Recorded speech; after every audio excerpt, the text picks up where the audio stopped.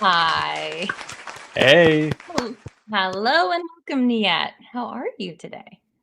doing good. We're late, getting proud. What can I say? You know, I'm in California. It's just how we roll. Amen. Rainbows aplenty. Thanks for having me. It's my first Oh, time not on your channel. I think we've done a couple of like game streams, which have been fun, but this is going to be phenomenal. I'm looking forward to it. a little more intimate, one-on-one. You and me. Mm-hmm. Mm-hmm. Yeah. So we've been on plenty of panel streams together, but this is your first time in my space domicile. So welcome, Thank you. Thank you. fellow Kabbalion and the brother from down under, as you've been labeled by some, typically Yes. the Yes. gooch. Mm-hmm. Mm-hmm. And you are criminally undersubbed. So if anyone does not know who he is, follow the link in the description and subscribe to him because he is only at 1.06 million subscribers. Y'all are racist if you don't follow him. Help me get monetized, people. I know. Get him monetized. That'll be the goal. By the end of the stream, you'll be monetized. So, woohoo. We've got people. We had a ABF raid here. We've got Anthony, we've got the usual suspects, we've got B-Man, we've got 1,000 men are in the chat. And am I not supposed to be pushing buttons right now? Because I forget on Mondays I have a button pusher. Because recently I started a Friday stream where it's a solo stream. And, whatever. Hi. But yeah, NIYAT. How long have you been doing this YouTube-y stuff and like what's going on? What have you got going on? What are you cooking? So I've been doing this for about 7 years. I think I started the channel in 2017, so approaching the 8th year anniversary. And yeah, initially I had no idea what I was doing. My friends told me to start the channel because every time we watched a movie, I'd break it down, want to review it, and they got sick and tired of that. So they told me to start a channel and talk to other people, and I did just that. And yeah, like the first like 50 videos I made was just for shits and giggles to see who'd watch. And at the time, the only people watching were my housemates, who were great. And so those videos had like, 10 to 15 views, and I kept going. And then eventually one video went viral, and Which I one got was like, that? I think it was the Crippen virus from I Am Legend. So I Oh. studied biomolecular science, and I was just interested in fictional viruses. So I did a video on that film in particular, and I think it hit like 1 million views in like 3 weeks, and I gained 30,000 subscribers, which was insane because at that point I was at like 200 before I made that video. And 200 subs, and then you gained 30K? yeah, exactly. So Holy and so shnikes.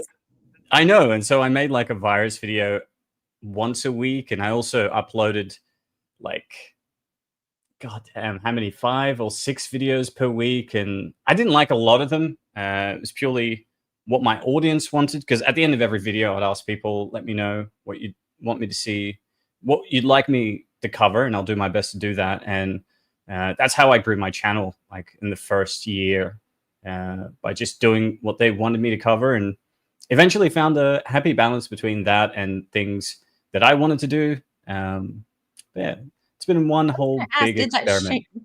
I was gonna ask, did that like feel like you were shoehorned into a certain type of genre and like type of content, and then you were able from there to just start? You do all genres, all types of movies. Like you're not like limited, right? Yeah. I mean, I do tend to focus around horror, but I obviously cover superhero movies, comics. I've done game reviews. I'm working on an Alien Isolation game review right now, which is just taking ages to put together. I've done lore videos covering Dune, lore videos covering Warhammer 40K. I've done philosophy videos. So I have You a have the voice playlist on. for it. Thank you. But yeah, so it's a little bit of everything. Jammer wants an 8-hour Warhammer 40K video. Okay, that's the next on the list. Oh, But the next thing I'm working on currently is a video on Starship Troopers, comparing the book to the novel, the moral lessons and philosophy of the novel, how that compares to the film adaptation by Verhoeven, who didn't read the novel. He read about 30 pages and then was like, this is fascistic, so I'm going to satire fascism. And he completely missed the point. But it was a fun movie, and The still one. movie, yeah, the movie was it's still a classic, even if you didn't really get the details, right? Mm-hmm. What about you? When did you make Me. your start on YouTube? Oh no. Oh no, how the turns tabled. Uh no, I created my channel. I uploaded my first video at the end of 2022 and it was just kind of like no direction. I didn't plan on doing, oh, I'm going to review XYZ or whatever. And it's just kind of been a variety show just in pieces for the longest time. And then this year I've turned it into Saucy Rabble. I was doing misconnections, I was doing cringe content, I was doing politics and pop culture news stuff. So it's kind of just all been consolidated into my Monday night one-on-ones where I have a new host every week, a co-host every week. Mm-hmm. The Angry Badger gifted 5 Boxy Day memberships. Thank you so much. Badger, your I'm handsome not bastard.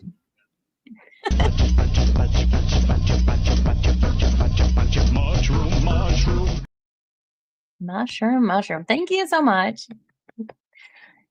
I was gonna go into the whole you didn't have to, but you did, and it means the world to me. And it's become a tick. Like I can't stifle myself most times, but yay me for not getting all into it. Bingo, bango, bongo. Sorry, had to. Um, so you've been doing movie reviews as videos, but you've also been doing live streams, yeah?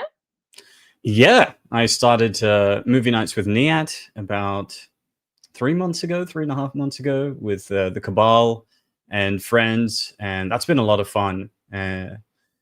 Was really hesitant to jump into the live stream format because I like to do a lot of prep work, and so I spend a considerable amount of time writing my scripts for my breakdowns and reviews. I want them to be just perfect. And live streams, you're a bit more vulnerable because it's the first thing that pops into your head is what you end up saying. And I wasn't a big fan of that, but having been on so many streams prior to me starting my stream with Gooch, with Badger, with you, Leon, and having gotten my live stream break, I guess, middle of last year, jumping on fellow content creator, the Brown Alliance's streams. I think I did 7 with him before I started working with Gooch and Badger. And I'd gotten so much experience under my belt that I felt comfortable. And, part of what makes live streams so much fun is just hanging out with friends and talking about things that you enjoy, sometimes things that you don't like, and making fun of that. So it's been an absolute blast. Did you actually get connected with? I think Gooch is kind of the starting point with how I was introduced and jumped into the Cabal. But how did you get introduced to the group? I think Gooch invited me to one of his streams. I can't remember which one it was, but I'd been watching Diabolical Souls since the beginning of last year, and I loved his animation block. And he just started doing his late night with Gucci Gang. So I was tuning in. You could sometimes find me in chat here and there. And then I invited him to, no, actually, I invited him to my FCE live stream. I think it was FCE Live 1 or 2. And he was like, thank you so much. Would you like to jump on my show? And I was like, absolutely.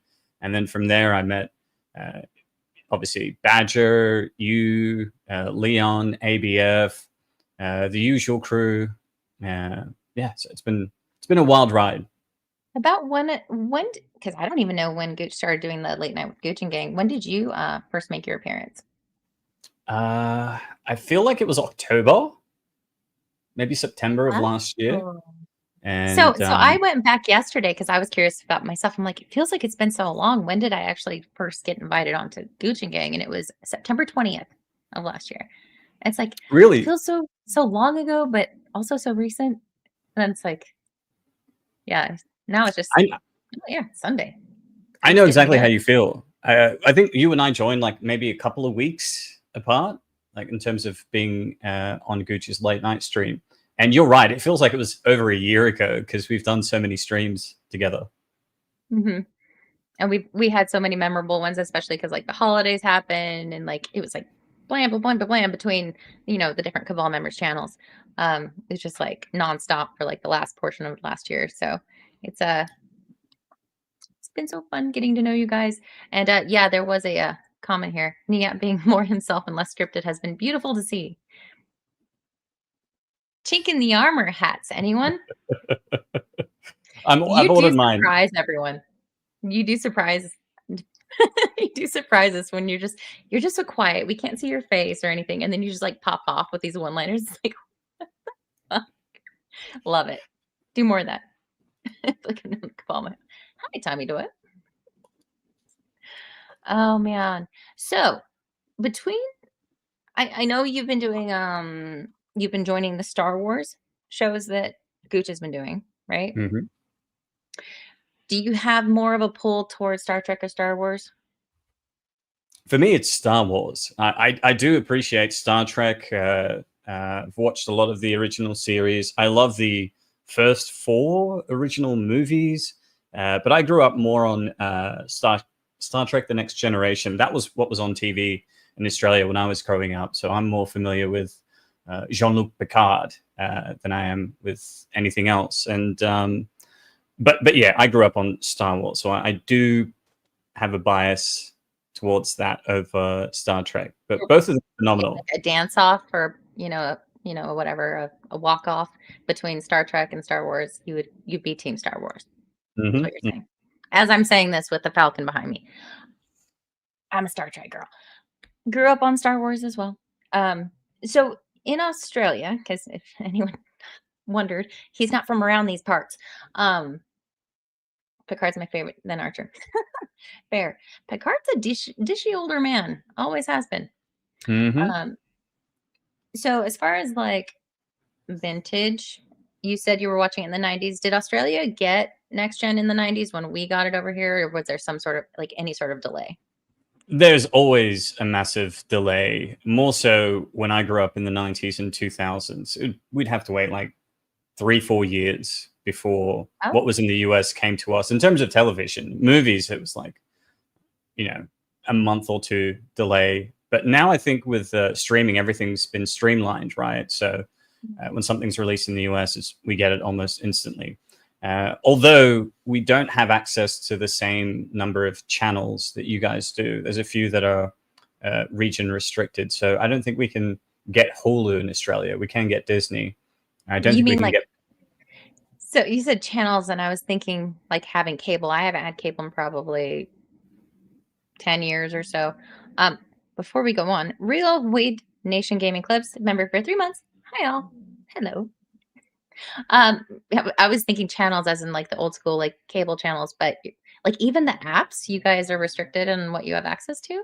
Yeah, I don't think we can get like Paramount as well. We can get HBO through cable, like the HBO channel, but we can't get HBO streaming like you guys can. Can you get around that with VPNs and stuff? Film Comics explains. Look at you. I didn't even see you do it. I didn't see your hands. You were looking right at me the whole time. Just checking to see if it works. I'm prepared to go forward with it. I'm here live. I'm not a cat. Thank you, Nia. You're welcome. Oh man. So there was this video. I did not know where it was going, and I've already resigned myself that this whole stream is getting copy struck, claimed, whatever. I don't make money on my streams like you do, or videos or whatever. I make it through the generosity of people like you. But this was so freaking cute. I did not know what was happening, and I was so happy with where it went. This is my kind of nerd. No one has gone before.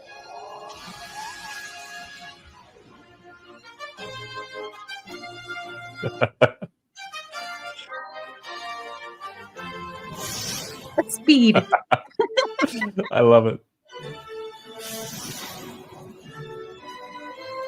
A girl like this. Not you. You have a girl. Everyone else.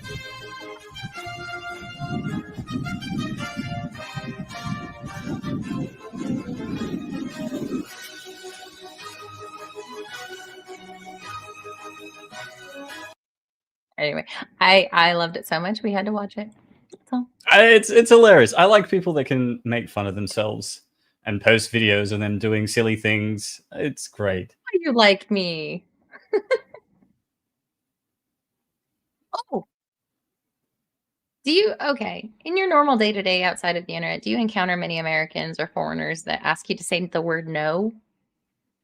No, doesn't happen here. I don't really encounter many Did foreigners. you just start changing the way you use your R's right now? No. I don't encounter many foreigners here. But while I was in the States, there were quite a few people that were bedazzled, I guess, by my accent and asked me to repeat certain phrases like put another shrimp on the barbie, and I had to correct them and say we use the word prawns, and they're like, all right, we'll say that instead. And but yeah, no is a popular one. No. Why are we like this, Americans? How to teach an Australian to say no. Let's begin. Repeat after me. No. No. That is not correct. No, spelled N-O. No. No. No. That is actually spelled N-A-U-W-R-E-I-G-H. Say no. No. No. No. No. Wow. Everyone else in the world can say no and pronounce it correctly, but Australians are hopeless. Thank you so much for watching. Wow. Is that a regional thing? Can you tell where this chick's from based on the way she says no? Accent? She could be from Victoria, I think,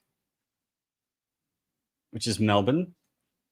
It's a Melbourne. State. Yeah. Yeah. I only realized in the last probably 4 years by watching 90 Day Fiance. Sorry, this is an educational program.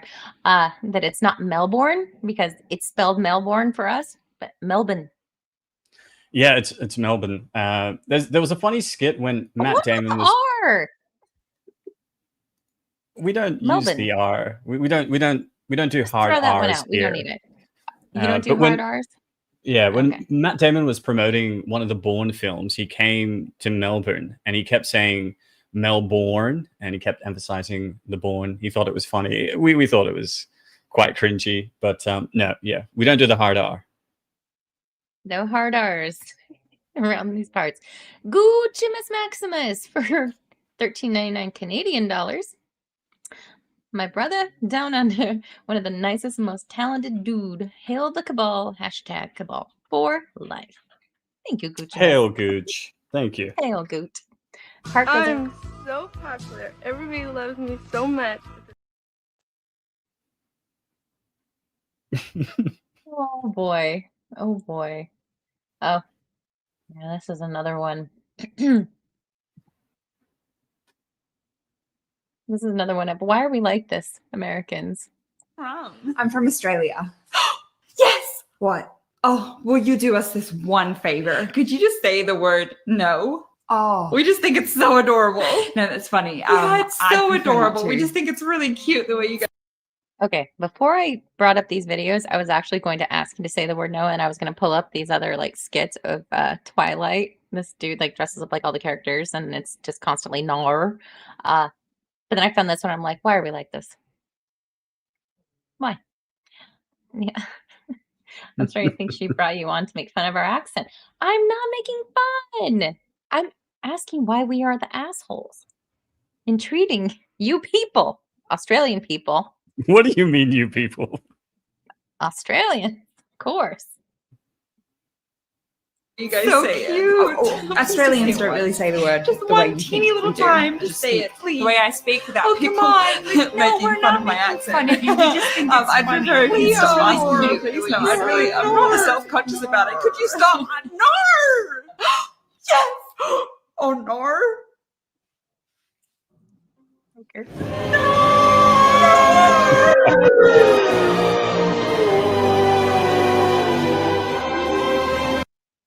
Yes, we're ridiculous. Oh my There have god. been some shows that I really like that came out of Australia. Don't shank me if I'm saying Australia and it was actually New Zealand because, sorry, sometimes I can't tell. But Wentworth, did you ever watch that show? No, I don't watch Australian TV shows at all. Like Hate your own kind. very rarely. Yeah. Wow. But isn't that like some sort of prison show? No? It is. It's a ladies' prison show, and then and inevitably they become lesbians, and you know, it's actually a decent show. The last season could have gone better, but I really liked that one for a while. And what was the other one? Was La Femme Nikita out of Australia or I think it somewhere else? featured an Aussie actress, but I thought that was like a The French Amazonian Canadian. blonde. Mm-hmm. Yeah, Farscape. hot. Yes, I loved Farscape. That was a great show. That was shot Farscape. predominantly in Australia. So good. Huge fan. Need to rewatch it. I have all of these things on DVD, and then I get lazy and I forget that I have them, and I'm like, oh, I'll just buy it on digital. Because then I have to like plug in the PS whatever I have. And anyway, oh no, I just X'd out of a tab that we're supposed to be getting to. Hold please. Yeah, we don't need to talk about that one anyway. So in Australia, you're part of Australia. You people. Mm-hmm. So us little Americans tend to imagine like the ginormous spiders and everything's going to try to kill you and all the things, and there's wild exotic animals. Do you have any pets? Pets, I have a little doggo called Toby. Erwin's going to bust out the whip. You stop it right now. I know. I heard about that. I'm waiting on that clip, Kata. Oh no, Kata's streaming right now because they took my time slot. Bitches. So you have a little doggo. What kind? He's a Schnauzer, Maltese Schnauzer mix. Does he do the gooch salute? Yes, I've taught him how to say "My heart goes out to you all." He's very My heart goes out to sophisticated, you. very civilized. Very articulate. God damn it. So I saw this and I was wondering what your thoughts might be. And could you live this way, or do you live this way? I don't know. I don't know what's like out there in the outback. You have to hunt with your teeth, I'm sure. Oh no, got the big knives. Knives. I Right? see you played Knifey Spoony before. Played the what? Knifey Spoony. Have you not seen the Simpsons episode? Knifey spoony? No. That's not a knife. I wasn't allowed to watch The Simpsons growing up, so by the time I was like an adult and I could watch whatever I wanted, it was like, holy shit, there's like over 20 years of episodes. I'll never catch up. So then I just kind of. You weren't allowed to watch Simpsons? Wasn't that like G? Yeah, but he said things that were rude. And so my parents didn't want me to watch it. Did you grow up I in grew a up very religious? religiously conservative. Yeah. Yeah. So did I, and sometimes my parents would have a hard time with Simpsons, but yeah, they let us watch it. Mhm. Yeah, I couldn't get away with that. You have to stand here like this and cover it so they don't stick their hands in it. I'm also pretty sure one of the monkeys is in this cabinet. And then I go like this, and then walk to my cup like this. So then I have to open the cup. This would stress me out, and then just do a little existing. Transfer thing, but then I have to open my milk. What the hell's going on My here? hand covering my coffee, and then I pour my milk in. We don't get to see how much because they're too fast and they'll stick their hand in. That's good. Then, I don't know if you guys ever seen this. They make cold foam. Is she in Australia? I don't know. I was going to ask you. Do you know her? No, because monkeys aren't native to Australia. We don't have any primates here. So she might be working on a wildlife reserve or something. Probably, because this is not normal. So for you all there, are there any like major restrictions on having pets outside of like the typical cats and dogs and having like what we would deem exotic for us?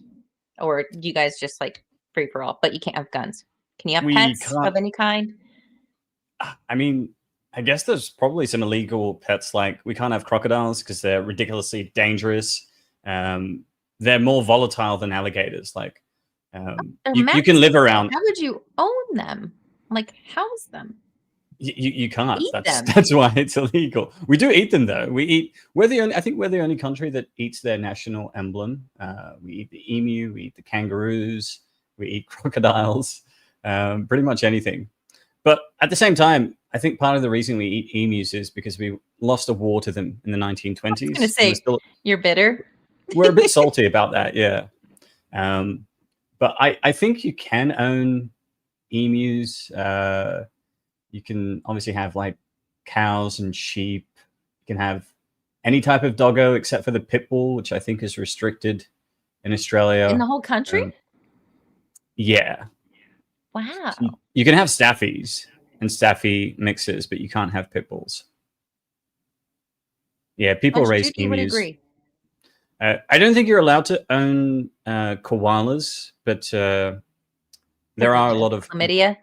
Yeah, the chlamydia. Yeah, they get freaky, but there is a lot of like wildlife conservation facilities that take care of koalas. So during the 2019 bushfire that destroyed like a massive part of Australia, I ended up adopting a couple of koalas, like through donations. But yeah, no. So we're not allowed to have koalas. Did you get to cuddle them, or were they like? I've heard they're they're like little screamy, yelly roar things. Horrifying. Were they cute? It is. Though, and chlamydia free? They're cute. The ones I adopted were chlamydia free. They were actually quite young. They were a few months old. They hadn't gone through the whore phase yet. Exactly. So I don't know if this is true. Maybe Leon can search this in the backstage. But apparently when they were designing the roar of the T-Rex in Jurassic Park, they sampled the sound of koalas. Heard something about this. Go on. And yeah, because koalas are horrifying in the dark. Oh, it's terrifying. And they're nocturnal, aren't they? Yep. Or are they diurnal? Can't remember. I think they might be diurnal. They do sleep a lot. They eat a lot of eucalyptus. They're very lazy, like very lazy and entitled. Oh, I own pugs. They're also very lazy and entitled. So. And not as cute. Also, did you know, I believe, I'm channeling my Erwin, I think they sampled pug sounds for different types of aliens, maybe even in the Alien franchise. I may be making this totally up, but I think there was something to that. They have sampled pugs for their sounds in sci-fi films, though. They sound terrifying when they're upset or they're excited. They're awful. Pugs are awful. Words of Paradise. Jurassic Park sound designers used a variety of animal sounds to create the dinosaur roars, including koalas, tigers, lions, donkeys, dolphins, and elephants. The sound designers mixed these recordings. Cool. Thanks, Leon. Yeah. So hold on. We're gonna listen to something real quick. Ew. Okay.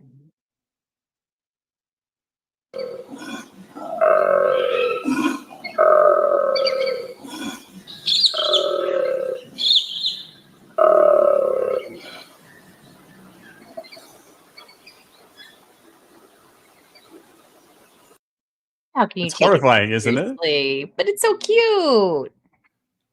It's an interesting dichotomy of cute but also horrifying. Anyway. Tech rat. NIYAT. Yes, ma'am. Sounds like me for lactose. Oh no. Are you into any sort of sports or athletics, martial arts, anything of the sort? I did karate when I was in primary school. Then when I was in high school, I played a lot of basketball and soccer. Actually I grew up in Western Australia, which is the west coast of Australia. And I played for the West Coast on that continent, or it's the boring coast, unfortunately, which is why I moved to the East Coast. I'm in Sydney currently, but when I was in high school and university, I played for the state soccer team in Western Australia. So I did love soccer, and then I got a knee injury. You call it soccer there? You don't call it football? Football? We call it soccer here, but Europeans call it football because they're gay. Ah, you like to differentiate a little bit there. Do you still have the queen on your paper money? I've been cashless for a couple of years, and the queen died, so I'd assume so. Yeah, she's Do on you everything. hit, She used to be on the coins and every bill, almost every bill. when are they going to swap her out for the new king? I think they've Or already is done it that in not the my UK. king? Do you anticipate them doing that in Australia? Probably. But we should be independent by now. We had a referendum a couple of years ago as to whether or not we wanted to become independent. And we actually overwhelmingly voted no. We wanted to be still part of the Commonwealth for some reason. So, yeah, probably in the next couple of years, we're going to see the king on one of our notes. But it hasn't happened yet. Not that I'm aware of. But then again, as I said, I've been cashless for a couple of years. So. Little out of the know. Uh, hello, Scott Hart. How you doing? Lucifer, hello, welcome. I thought I had heard something about you having some sort of martial arts in your background. You said you did karate in elementary school, grammar school. Yeah, But in primary this school, I was did karate there. primary school. That doesn't mean anything to California. We don't know what that means. Primary, what age bracket is that? Primary school it sort of depends on the school, but it's pre-primary, so like 4 years old, and that's kindergarten. Sorry, primary school is from like 5 to I think 13, and then secondary Okay. school is 14, 13, depending on the school, till about 17. Okay, so we have elementary, and then we have junior high. Junior high is about age 12-ish, 13-ish to 14, and then you go into high school. So, okay. But your educational system kind of tracks more so with England. Yeah, we took everything from them. So this martial arts display was very impressive, and I thought you could break it down.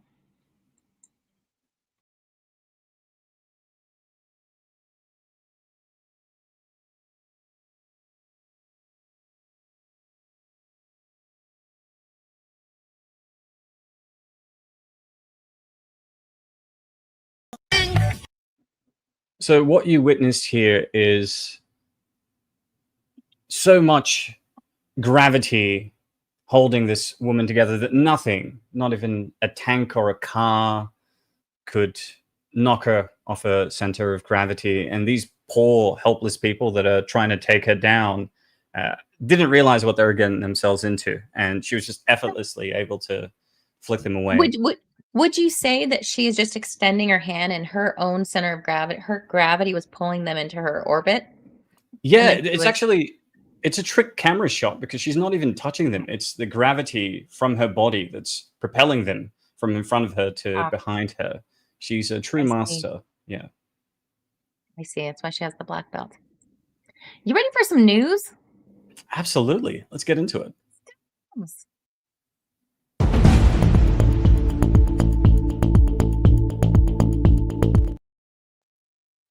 So the Super Bowl happened yesterday.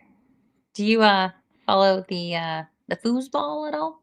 I don't even know how NFL football works. I could never get into it. But I have watched a few Super Bowls because it's just entertaining. And you guys have ridiculous halftime entertainment and commercials that just go nuts.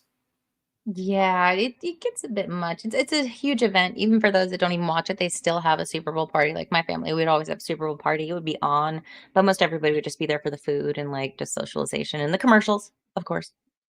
But it was pretty funny because Taylor Swift is, you probably know, she's dating Kelsey. I think that's his name on the Chiefs.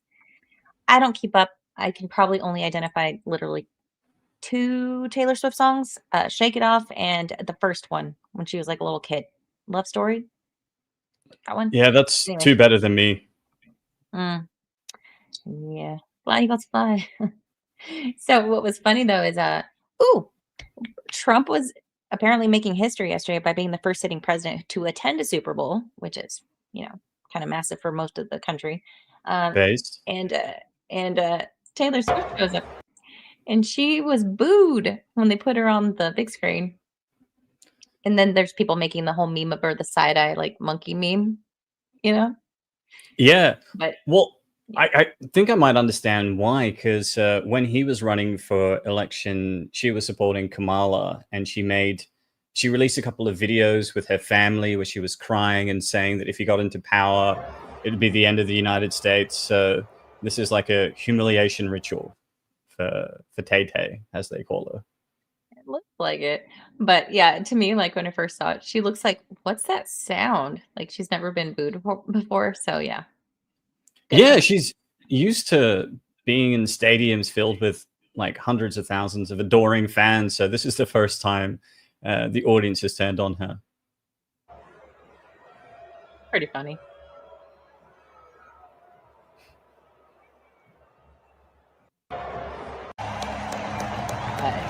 Trump was well received. Do you know why he's the first president to attend a Super Bowl? It's such a huge American event that I would have expected a couple in the past to have attended. I couldn't even begin to guess because he's done so many things that no one else has done before, and also with technology, like and popularity of podcasts or whatever, going on the Joe Rogan podcast and being in and like Vivek and like other high profile perspectives at the time, going into Twitter spaces and like meeting the people where they actually are, and then it creates this, oh, he gets us. He's willing to like meet us where we are, kind of a thing. It was like those were really smart moves. And I don't know if maybe other sitting presidents just didn't think it was that important, but apparently his advisors or he figured it was a good PR move. And I Yeah, think it was. definitely a great PR move. I wonder if it was like a security risk in the past to have an active sitting president attend the Super Bowl. But at the same time, Trump, like a couple of people attempted to knock him off before the election last year, and he survived. So big balls on this guy. Big balls.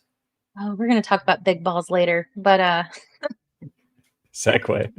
Pivot. segue. Pivot. You know what? Actually, where is that? Oh, please, because there's a whole big ball segment. Interesting. Yeah, right. I mean, it's weird these days. Here we are. Big balls. Doge was worth it just for this. Kind of skipping around, but it's my show, so who cares? Good evening. Thanks for joining us. We begin tonight with Musk and big balls. Big balls. Big balls. Musk's so-called Department of Government Efficiency, Doge. In the one case of the big balls kid, a literal teenager. Big balls online, big balls here that Katie's talking about. A 19-year-old that goes by the username Big Balls. So that would be one way that we could refer to him. Young computer whizzes, the aforementioned big This is so Wizards. ridiculous. This is insane. Is this actually like? Is this real life? Idiocracy? Like We're in all an the things. alternate reality. Like, this is wild to me. This is why American politics is so fascinating for an Australian, because our election cycle is really short. It's like 2 weeks. It's not a full year, like leading up to the election, like you guys.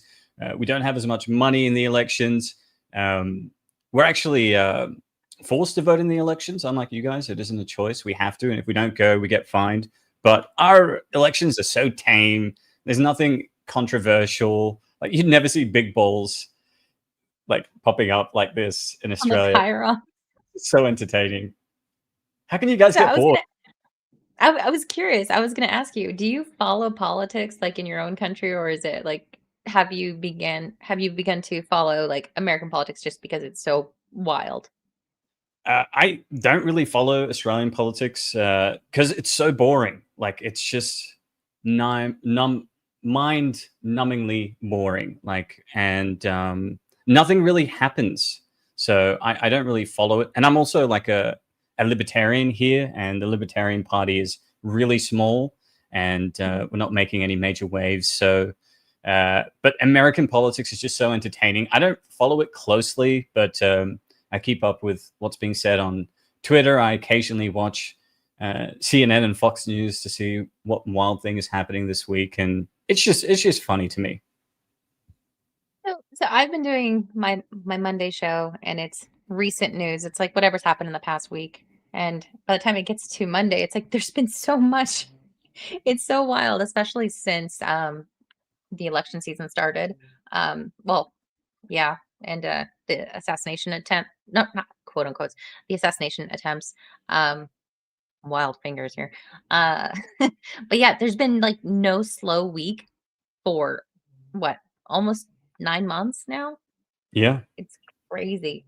And the past And 3 it's weeks also of Trump's presidency, like he's just oh, hit the ground running. He's made so many changes, enacted a lot of the promises he made prior to the election. And so that's obviously going to ruffle a lot of feathers. And it has, because these people are freaking out about big balls. Like, this is hilarious. but his little faux pas there with whizzers on top of, he's talking about big balls, and then he says whizzers. We could refer to him. Young computer whizzes, the aforementioned big balls. Because who among us doesn't feel better about big balls in charge of American air traffic control? Yeah, the news cycles be crazy. I mean, and this comedian just like really did a number on it. Wow, people are having breakdowns. It's hard to even do comedy because it's hard to be funnier than what's actually happening. I don't even write jokes. I can just watch CNN now. I go, oh, fuck. See? Take some notes. I turned it on yesterday. I go, oh, why is SNL on at 2 p.m.? It was CNN. A bunch of fat, ugly women crying about big balls. I was like, this is amazing. BALLS. Big balls online. Big balls here. We hate to say big balls. We hate to even say the word balls, but Elon's right-hand man is big balls. Every day it's going to be funnier. Oh, my God, fat cunt. He brought in fat cunt. Say it, breaking news. Surprised. At this point, like, nothing's shocking anymore. It's wildly entertaining, but nothing is shocking. Oh, my God. Chubby tits. Oh, my God. Fat cunt, big balls, and chubby tits are running the country. A woman sterilized herself the other day. That was on the news. Breaking news. Some ugly chick that nobody wants to fuck sterilize herself. Oh, my God. We call her frozen. Hold on a second. So a lawmaker sterilized herself because she feared the abortion laws they're about to take into effect. What about abstinence? What about self-control? Like, Right, all of these women, the feminists that are pro-abortion or whatever, they're like, well, we're just not going to have sex with you guys. It's like, that would solve the problem in the first place. Just stop. Mm-hmm. Mm-hmm. If you had that level of self-control, we wouldn't be in this predicament. Exactly. But also, he's not doing that. At best or worst, depending on your outlook, it would just be returning that to the state to determine what the people of that particular state want. You know? Agreed. It's crazy. But he's a threat to democracy by turning it over to your local government. Oh, my God. Big balls and frozen butt. No. No. Bring back the dead guy. Watch it. You watch out for that. The dead guy isn't Joe Biden. That was brilliant. He was like, it was totally Weekend at Bernie's the entire time. And I loved how CNN and MSNBC would just cover for him. And, like, they'd have like people coming in who worked at the White House saying, I spoke with him and I had never met a man that was sharper, more on the ball, and more articulate than Mr. Biden. So, yeah, I disagree that he's not mentally there, because what I experienced was contrary to what you're saying. And it's just like, do you think we're stupid? Like, we're watching him like fall off bicycles, tumble down the stairs on Air Force One, Eat ice cream, mumble while he's speaking, say Afghanistan when he means the United Kingdom. Like, he wasn't there. and the entire thing was just a farce. Oh, absolutely. And then it was like, is he faking it? Because sometimes there would be some like lucidity about him, and he would say something or like do something. It was kind of normal. It's like, wait a second, like him That putting was the just Trump hat on. yeah. That's so funny. I think that was the drugs kicking in. Like they Mm. were pumping him up with a lot to just stand there. But yeah, no, he wasn't all too there. Like when you watched him, I think when he went to visit France or the European Union, he was standing next to Macron and he was just looking left and right because he had no idea what was going on. Where am I? Who am I? Come on, Did man. you see any? Did you see any of the commercials from the Super Bowl? Because those are more popular with most people than the actual game. No, I was reading Volume 3 of Akira in preparation for next week's Movie Nights with NIYAT stream, so I didn't watch any of the commercials. I didn't watch the Super Bowl, and then jumped right into Gucci's stream yesterday. This is what a professional YouTuber is, people. Does his research. So there were some opinions about the commercials. Some were like, "Oh, there were so many like based commercials," and then it's like, "Yeah, but were they really?" But also, there were a couple that I liked. But in leading up to the Super Bowl, this commercial that was from a time gone by was shared, and it's funny. Get back to being funny. Let's bring comedy back.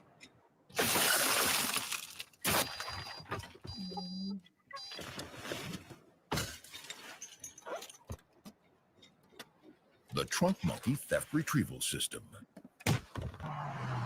Because sometimes getting your car back is simply not enough. Another revolutionary idea. What the hell? At Suburban Auto Group, pending approval by Department of Agriculture. Trunk Monkey. Is this a recent commercial or one of the old ones from back in the day? It's an older one. It's an older one. But the Vigilant Fox shared the top 10 best Super Bowl commercials. The top number 10 being from Pfizer, and it's this cancer kid who, he's got the like boxing gloves. He's parading down the street. We don't need to watch the whole thing, but you'll get the gist. And Pfizer is claiming to knock out cancer. Did they give a date? I thought they gave a date. Pfizer is fighting for 8 cancer breakthroughs by 2030. What they're not mentioning is they've probably created 7 of the 8 cancers that they're fighting. Yeah, I'm not buying it. Get wrecked. And then Bud Light did this thing with Post Malone, and I can't remember his comedian's name, but it's like, oh, you're invited to the party at the end of the cul-de-sac, and they're shooting Bud Lights and stuff out of like the leaf blowers. Like, I see what you're trying to do here. Most of the commercials had American flags in them, which is maybe it's new, maybe it's refreshing. I don't know. I can't remember last year's Super Bowl commercials, to be honest. Shane Gillis, thank you, Patrick. Shane Gillis, yeah, he's very hilarious. Have you funny. seen his Trump impersonations? Yes, Yeah. very good. Didn't they have him on SNL? And Well, he wasn't a. controversy around that. They kicked him out of SNL. They wouldn't allow him to join because he was a bit too controversial. And then he did his own thing, did his stand-up comedy, released it on YouTube, which is what all the young stand-up comedians are doing. Became successful, and then they eventually brought him back on Saturday Night Live. But he's phenomenal. You should check out his like on Kill Tony. He plays Trump alongside somebody else playing Biden, and it is just a riot. This part actually made me giggle a bit because they're like, Oh, a smoker cuts grass. Hell yeah. I spent most of my... Smokes meat? Oh, a smoker cuts grass. This is incredible. Your mower smokes meat? Oh, a smoker cuts grass. Hell yeah. I spent most of my money on this. New rig, fully custom. How many Bud Lights can you fit in that puppy? As many Bud Lights as it takes. It's a lot of Bud Lights. it's mildly amusing. The whole Dylan Mulvaney thing, I don't know about it. I feel a little weird because there was no actual like commercial. It was only posted from Dylan Mulvaney's socials, and that said, "Oh, Bud Light, blah blah blah." which was enough to go full cancel on Bud Light. I don't even know how real that was at the time.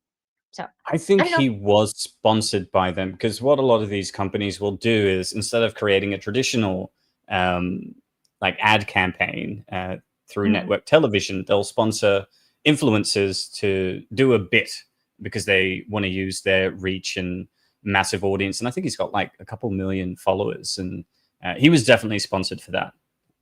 So do you think that was just kind of an influencer test run?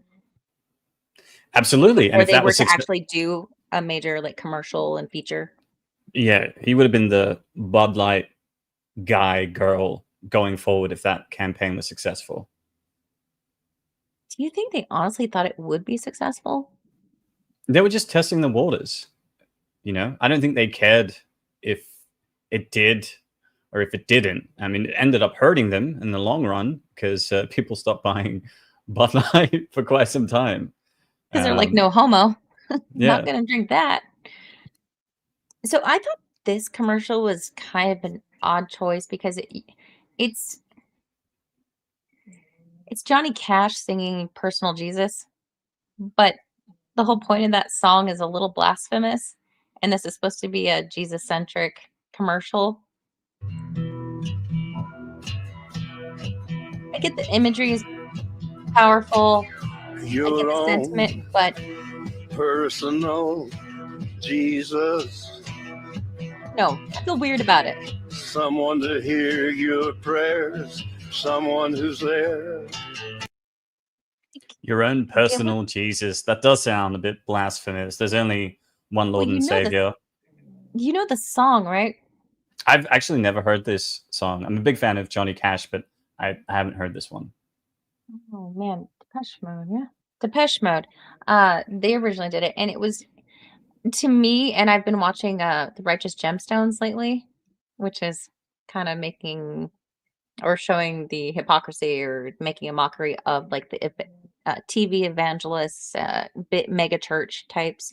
And this song to me is kind of like poking at that type of Christian base that's Okay, so it's performative not and all the things. So it's not poking fun at Christianity or religion, but Yeah. more so just that one aspect of That's religion, my which is quite interpretation. exploitative. Yeah. Yes, the exploitative, which is kind of ironic when you put it. I mean, to be fair, the Johnny Cash version is great, and the imagery is powerful. But to me, the original intention of the lyrics of the song was kind of a jab at the fake Christians or the exploitative. And so, like, taking this commercial seriously in the current year, I like, really? That's the choice? I don't think you keep on using that word. I do not think it means what you think it means. That's all. Yeah, it's probably a case of like a marketing team not understanding the song and being given a directive to make something meaningful, deep, affecting, and someone liking the song not really understanding what the meaning was behind it, and yeah. Yeah, I think it. Yeah. This one was actually kind of nice.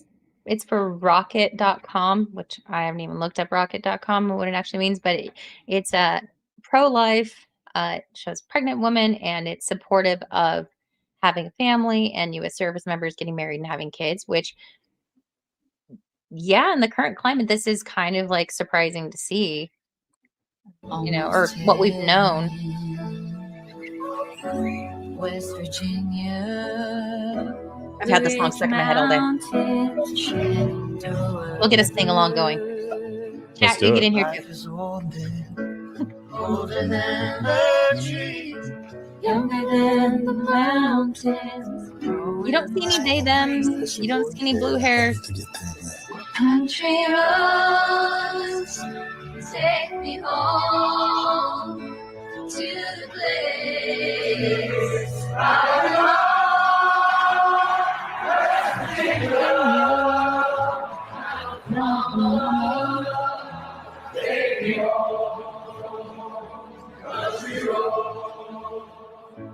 Take me home, country roads. Fine. I like that. That's peak American. When I think of America, that's the image and aesthetic that I have in my head. All Western civilizations were built around the nuclear family. Without that, civilizations collapse, essentially. So good to see this coming back. Good to see, like, it's good to see in the sense that, yeah, we've been dealing with the crazy for a long time and everything felt off kilter. Like, it's like, am I taking crazy pills? It's like, no, this is normal. This is what we used to have. And, you know, it's good to see that the marketing teams for these businesses have made corrections as quickly as they have to read the room a bit, you know. Maybe they've always had this shit locked and loaded just in case, but hey, I'm here. Yeah, you never know. These ads could have been made like a year, 2 years ago, and due to the political climate, they thought that the ads wouldn't succeed. But I wonder if they're doing this because the wind's changed, right? Trump's been elected. Oh yeah. And all of this jazz. I wonder if, you know, the Democratic Party wins in 4 years' time, whether we're going to see these same companies doing ads that are the polar opposite. That'd be interesting to see happen, especially if things do improve.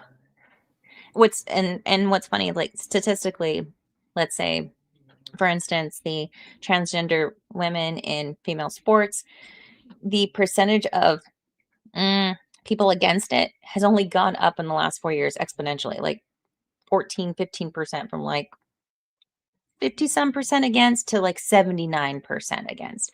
And it's like, okay, the people are voting. Speaking. Yeah. And because I saw a recent CNN clip where an analyst was going through the polls, and it showed, as you said, 79% were against it, 19% were for it, and the 19% is basically the radical left. And the marginalized community that they are, I'm so sorry for them. They're realizing that, yeah, most people would have been fine you doing your own thing as adults. Just do it and not shove it down our faces. Like, be that, whatever, live your life. But then it was like compelling speech, the use of pronouns when the people aren't even present, right? So the whole like, oh, you have to use my pronouns. Well, usually when you're speaking to a person, you say you don't refer to the she, they, her, z's, or whatever. So the whole compulsion of speech is outside of that person's present. You must refer to me outside of my presence as this. And it's like all of that, they just swung too far.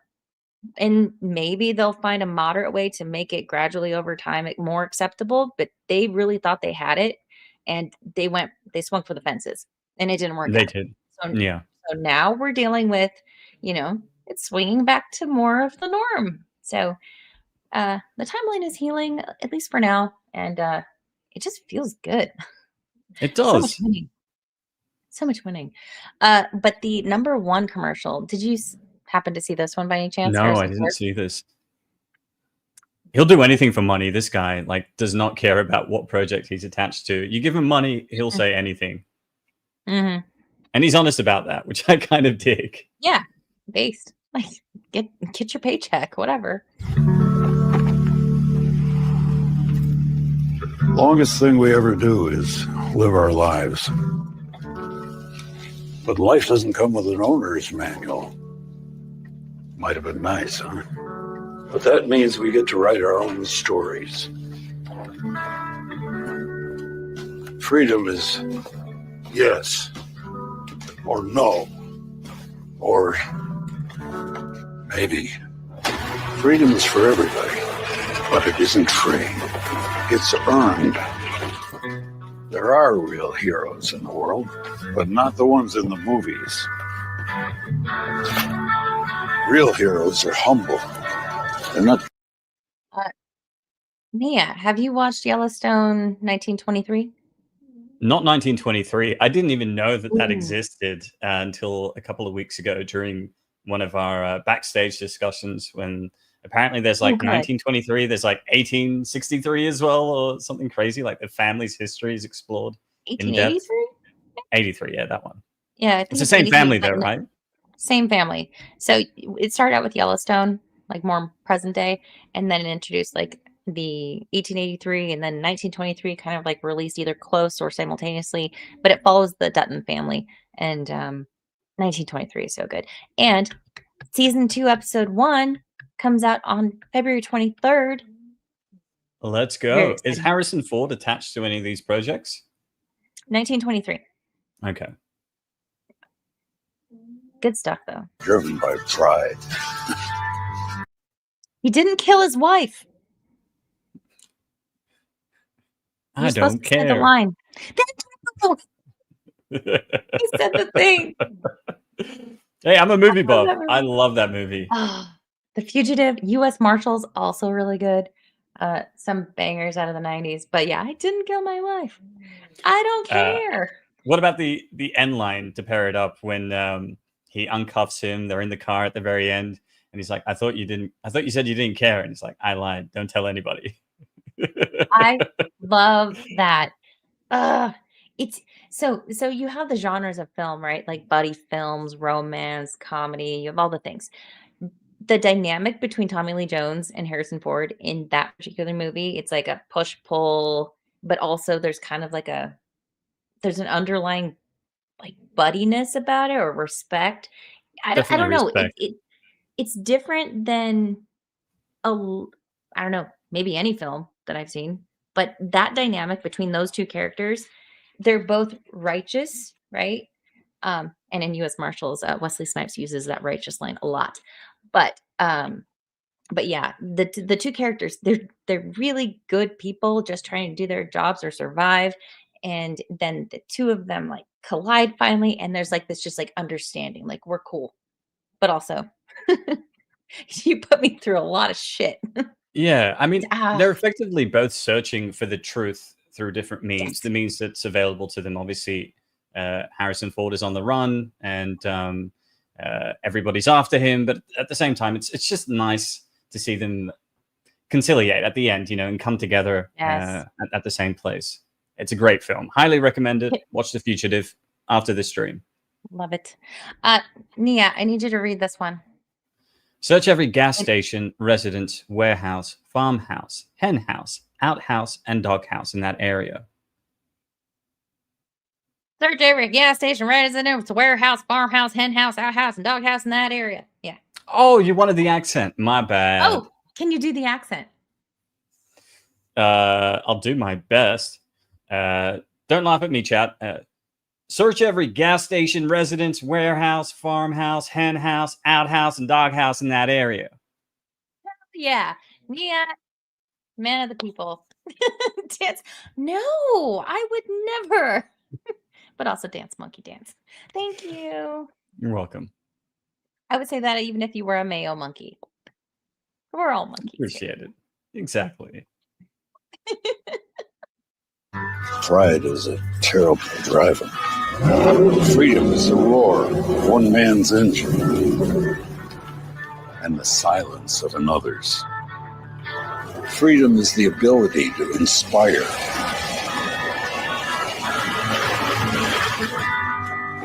The most sacred thing in life isn't the path. It's the freedom to choose it. You don't have to be friends with someone to wave at them. We won't always agree on which way to go. But our differences can be our strength. So choose. Nia, do you believe diversity is our strength? Diversity of thought, not diversity of color. Any country that functions on identity politics will tear itself apart. Beautimus. But choose wisely. Choose what makes you happy. My friends, my family, my work make me happy. This Jeep makes me happy, even though my name is. I thought that was cute. That's my owner's manual. Get out there. Write your own. But my family. those things, the core values, I like those being emphasized. I can appreciate that. Same here. That was a good ad. But I do agree with Scott in the chat. He not only did he vote for Harris, he did make an ad campaign. So the ad sort of feels kind of hollow. You know what I mean? I want to believe. Yeah, I want to believe. But why Harrison Ford is suddenly endorsing all of these products? Money. Give me money. That's all I want. Money. He's 82 years old, one of the biggest stars of all time. He's the Red Hulk in Brave New World, which some of us are going to have to see so we can talk about it. He's still in Yellowstone, 1923, which comes out February 23rd. Hell yeah. But during the 2025 Super Bowl on Sunday, audience saw Han Solo and Indiana Jones somewhere they're not so used to, a TV commercial. Ford starred in a 2-minute Jeep ad that we just saw, directed by a complete unknown Oscar nominee James Mangold, and it was one of the night's biggest surprises. Oh, we got a super sticker. What is the sticker? Show me the sticker. I don't have my own stream up to see the sticker. Describe it to me, shall you? It's a lemon that's happy and is emanating in happy energy. Might be in love. I don't know. Salute? No, it's not the double good. Oh, it's just a loving lemon. Oh, we love the lemons. We love the lemons.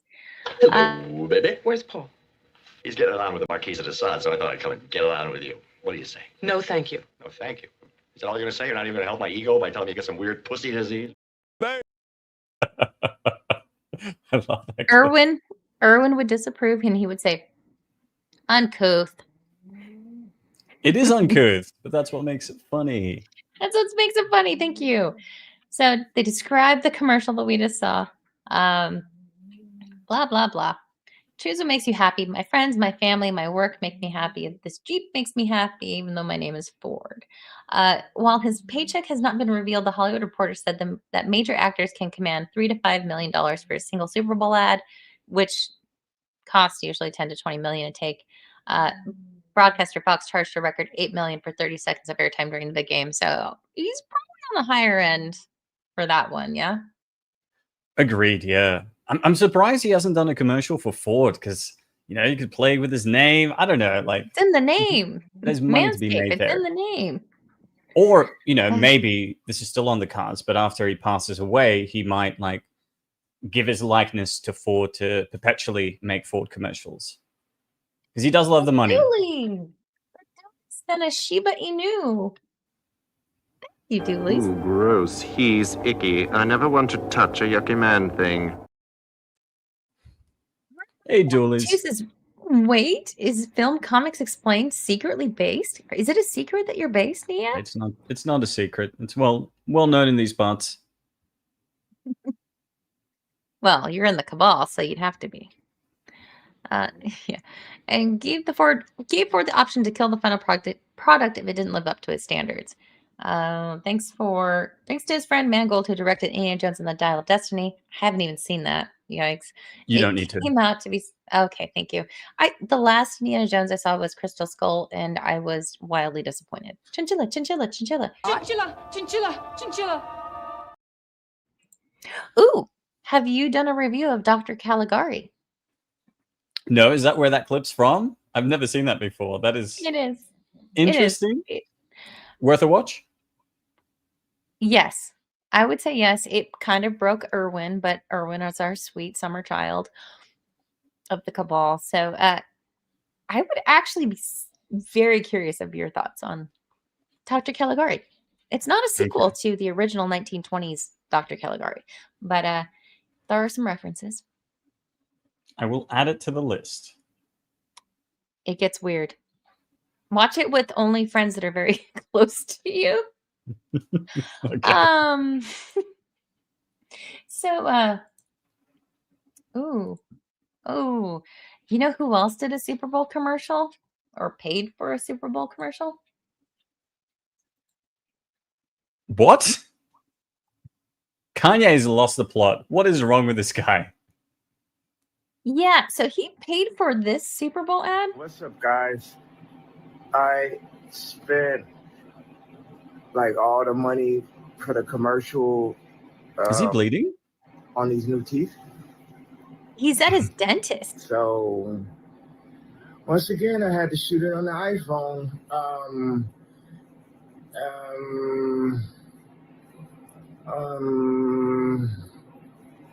Go to easy.com. Go to easy.com. What's up, guys? That's the commercial. This Since is. then, and yeah, go ahead. On. No, you go ahead.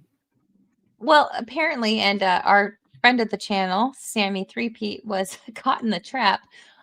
He was going through Kanye's Twitter page, and apparently Kanye had posted very explicit porn on his page.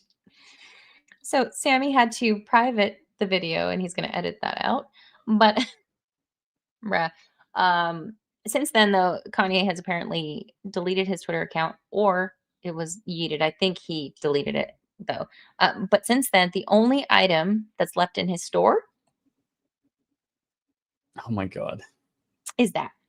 Kanye, what happened to you, dude? Kanye. Used to be the guy from Chicago that we all loved, that made bopping beats, talked about his struggle trying to make it, and then you made it and we're all happy for you. Then you married a freaking Kardashian and she ruined your life. Like, god damn it, dude. They didn't even have a jacuzzi. You remember that? Yeah. I talked about that recently, but yeah. They were doing a house tour, and he's like, we don't even have a jacuzzi. Man. God, no. He's lost the plot. There's no coming back for him. Like, he has no... you know what it was? It was the death of his mother. Like, she kept him grounded. And When he did was she seeking... pass? Check out when Hey Mama came out, because I think it was like right after that. I'm assuming 10 years ago, around 10 years. Okay. And yeah, she kept him grounded. He'd act wild, but she'd contain him. And he bought her a house, a car, and I don't know. He loved her a lot. And there was still that old charm of Kanye still within him while she was around. And then she died, and so he clung on to. He married Kim Kardashian, but then he also saw her mother as a mother figure, but she was not the correct mother figure to have, because she exploited her daughters, turned them into multi-billionaires. But apparently she released the Kim Kardashian sex tape. Have you heard about that conspiracy? Come again? Phrasing? The Kim Kardashian sex tape. There's a conspiracy I recall that. her mother released it intentionally to get publicity for her daughter, because she figured she'd be able to build a career off of that. And it worked. Well, that was coming off of the whole Paris Hilton sex tape, like around the same time, right? And then it was like, yeah, I have a bright idea. I'm gonna exactly. pour out my daughter, because this will make you wildly popular. Yeah. I mean, it did get her a lot of attention. I didn't know who she was. Prior to that, I mean, like, the there's so many Kardashians were famous for their father representing OJ Simpson OJ. in the 90s.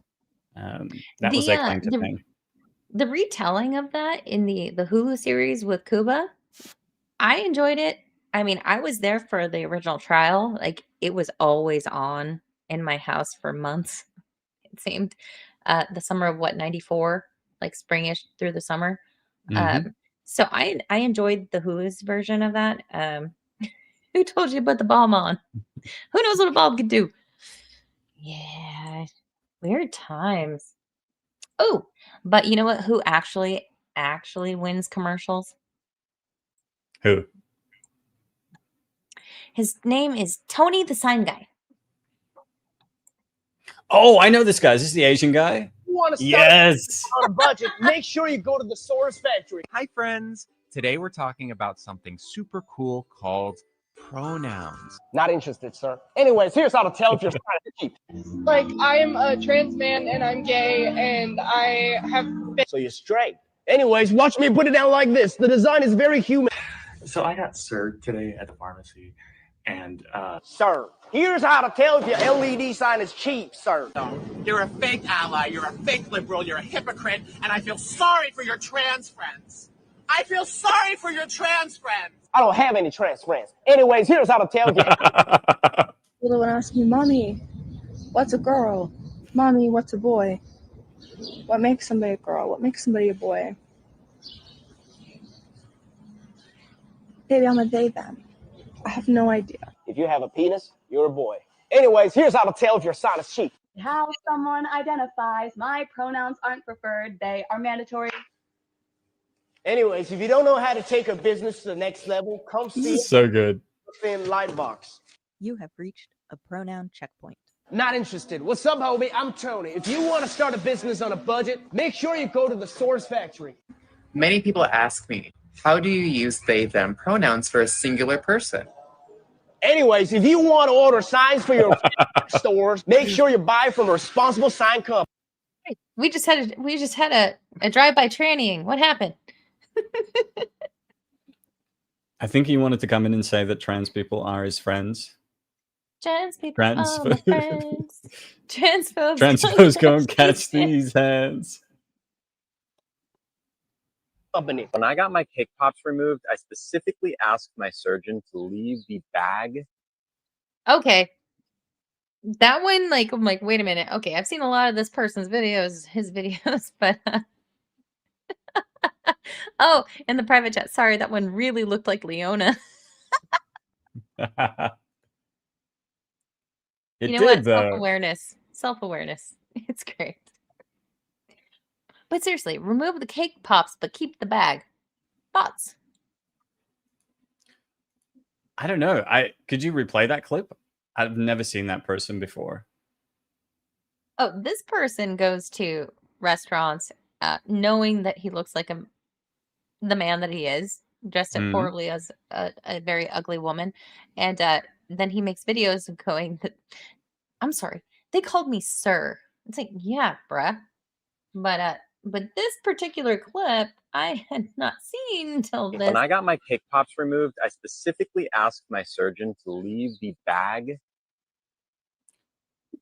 What? What?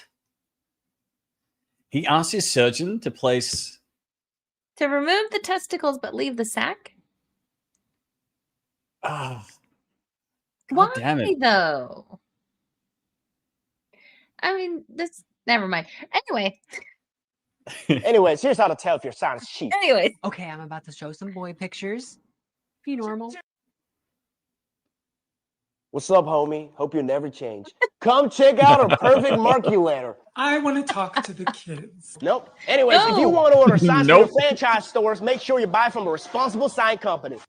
You walk into your new classroom to meet your teacher and you see me. Yeah. What's the first thing that comes to your mind? I'm homeschooling. Anyways, if you want to order signs for your franchise stores, make sure you buy from a responsible sign company. I am my boyfriend's first black girlfriend. And If you're black, then I'm the real Donald Trump himself. China, China, I know China very well. Why do so many Asian men do the Trump impersonation? So spot on. I've seen so many.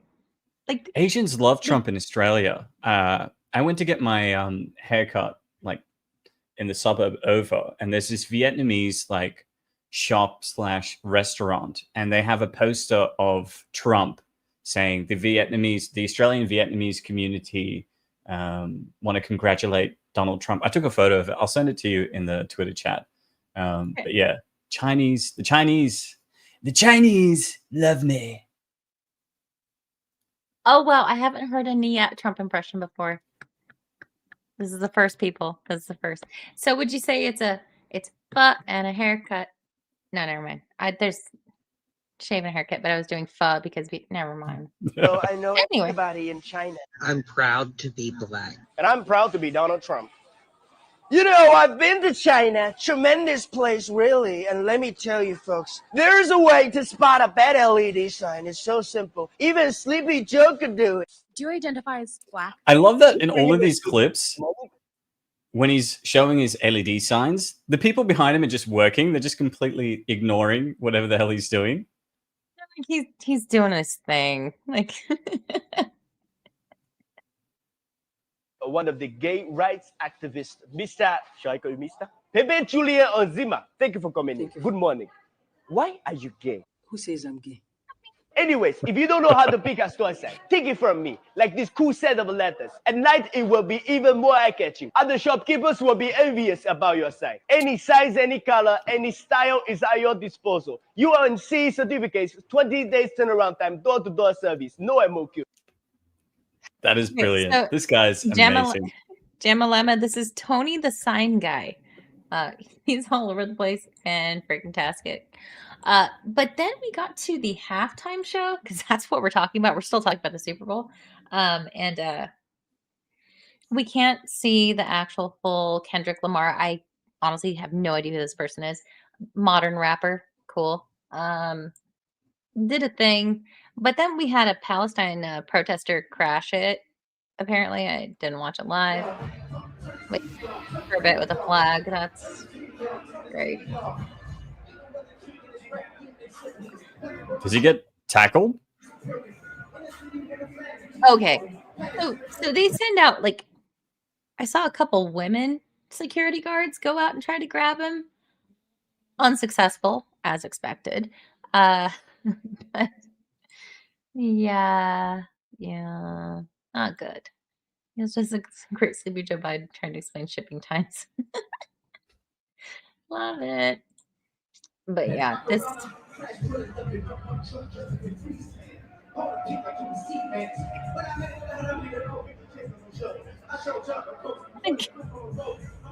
Yeah, send the guys in suits. Why did they send a trick out there? What do she think she's gonna do? I would have preferred to see one of the players run out and just tackle him to the ground. Been nice.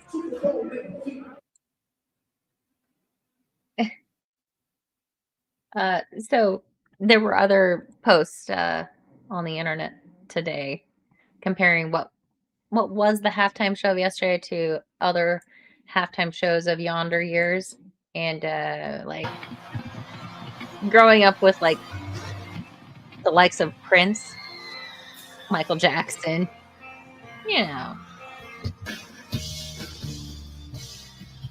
pretty epic.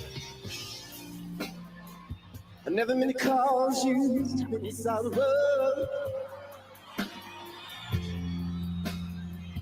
I never meant to cause you any pain. Yeah, from what I saw of yesterday's halftime show, pretty weak sauce. Prince was a rock star. Prince or Michael Jackson? Who was it for you? In the purple rain, purple rain, purple rain. Purple rain. I mean, the modern day efforts just we had everything. We used to have it all. Womp womp. But yeah, you mentioned you mentioned Michael Jackson in 1993. Tyler Durden had posted the GOAT was kind enough to let them play the Super Bowl at his concert. Like, it was so epic. Like, ridiculous.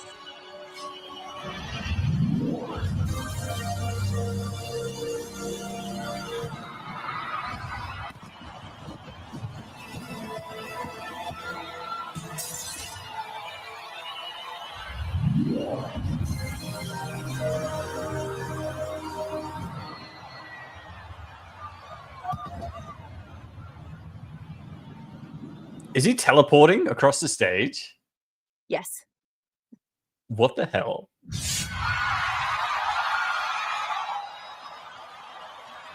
$1993. We had it all in the 90s. We got too greedy.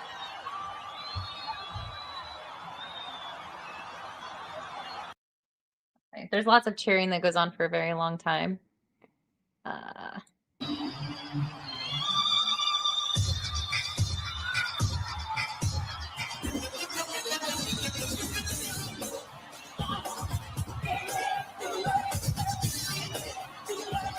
Yes. Emperor Goodwin, did we just become best friends?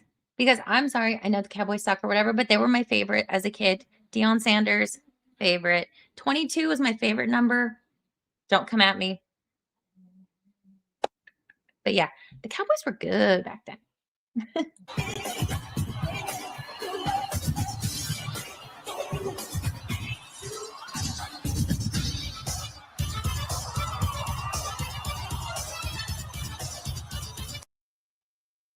So good. Too good.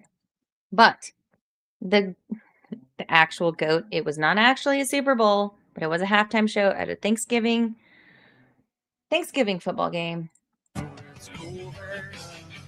Untouchable. Yeah.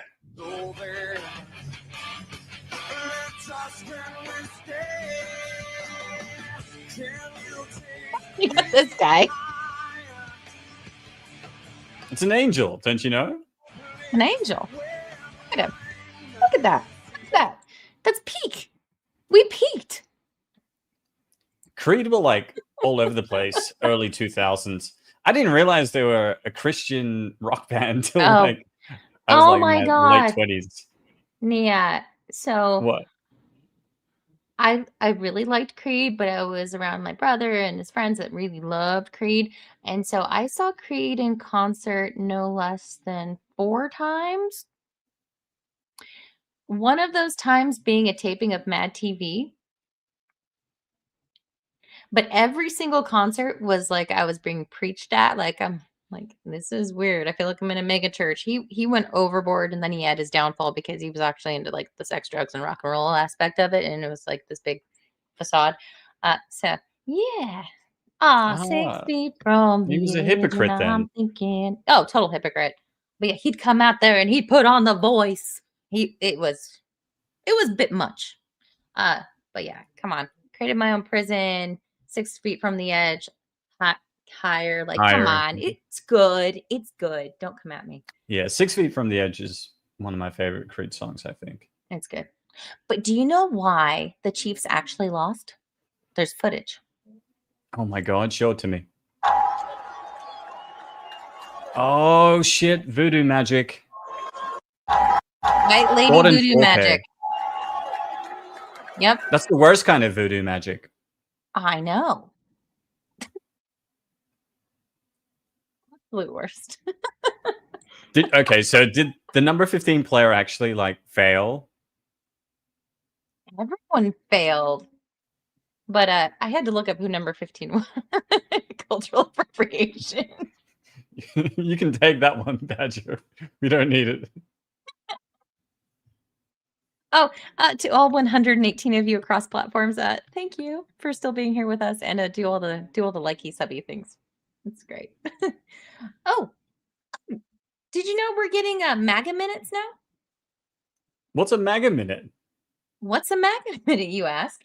So apparently from the White House today, huge wins.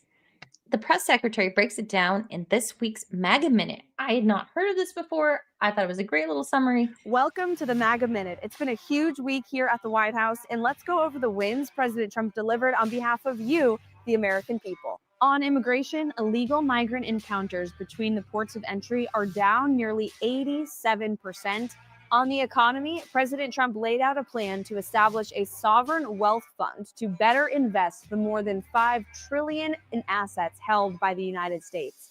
He also proposed tariffs on imports from Canada and Mexico and China, and those tariffs were swiftly paused after our allies agreed to step up and address these issues. We are streamlining U.S. Even though Canada talks some mad shit, even put out some propaganda commercials, but they folded pretty quick. Mm-hmm. They don't have the balls. They don't have big balls. No, big balls is on our side. USAID into the State Department, President Trump signed a historic executive order to ban men in women's sport. Lastly, President Trump is already making our military strong again. Army recruitment in the month of December, with the anticipation of President Trump's return to the Oval Office, hit a 15-year high. We'll see you for next week's MAGA Minute. Welcome. Brilliant marketing strategy. I love it. Right? A concise little download of the week. And freaking tastic. I am a fan. NIYAT. Yes, ma'am.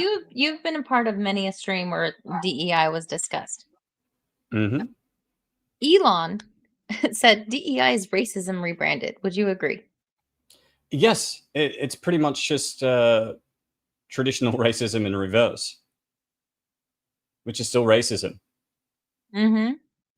I would say so, but I'm too lacking in the melanin to say such things. It's not popular. But it is becoming more popular. But this is what he told the WELT, which I don't even know what that is. Do you know what the WELT is? The Economic Nope. Summit, by I've never chance? heard of the WELT, no. I bet it's not as tasty as the BLT. If by wokeism one means just like racism on the basis Kind of of retarded. sex and gender and other matters, which DEI is simply racism rebranded, then yes, I'm against racism and sexism, no matter who it's directed against.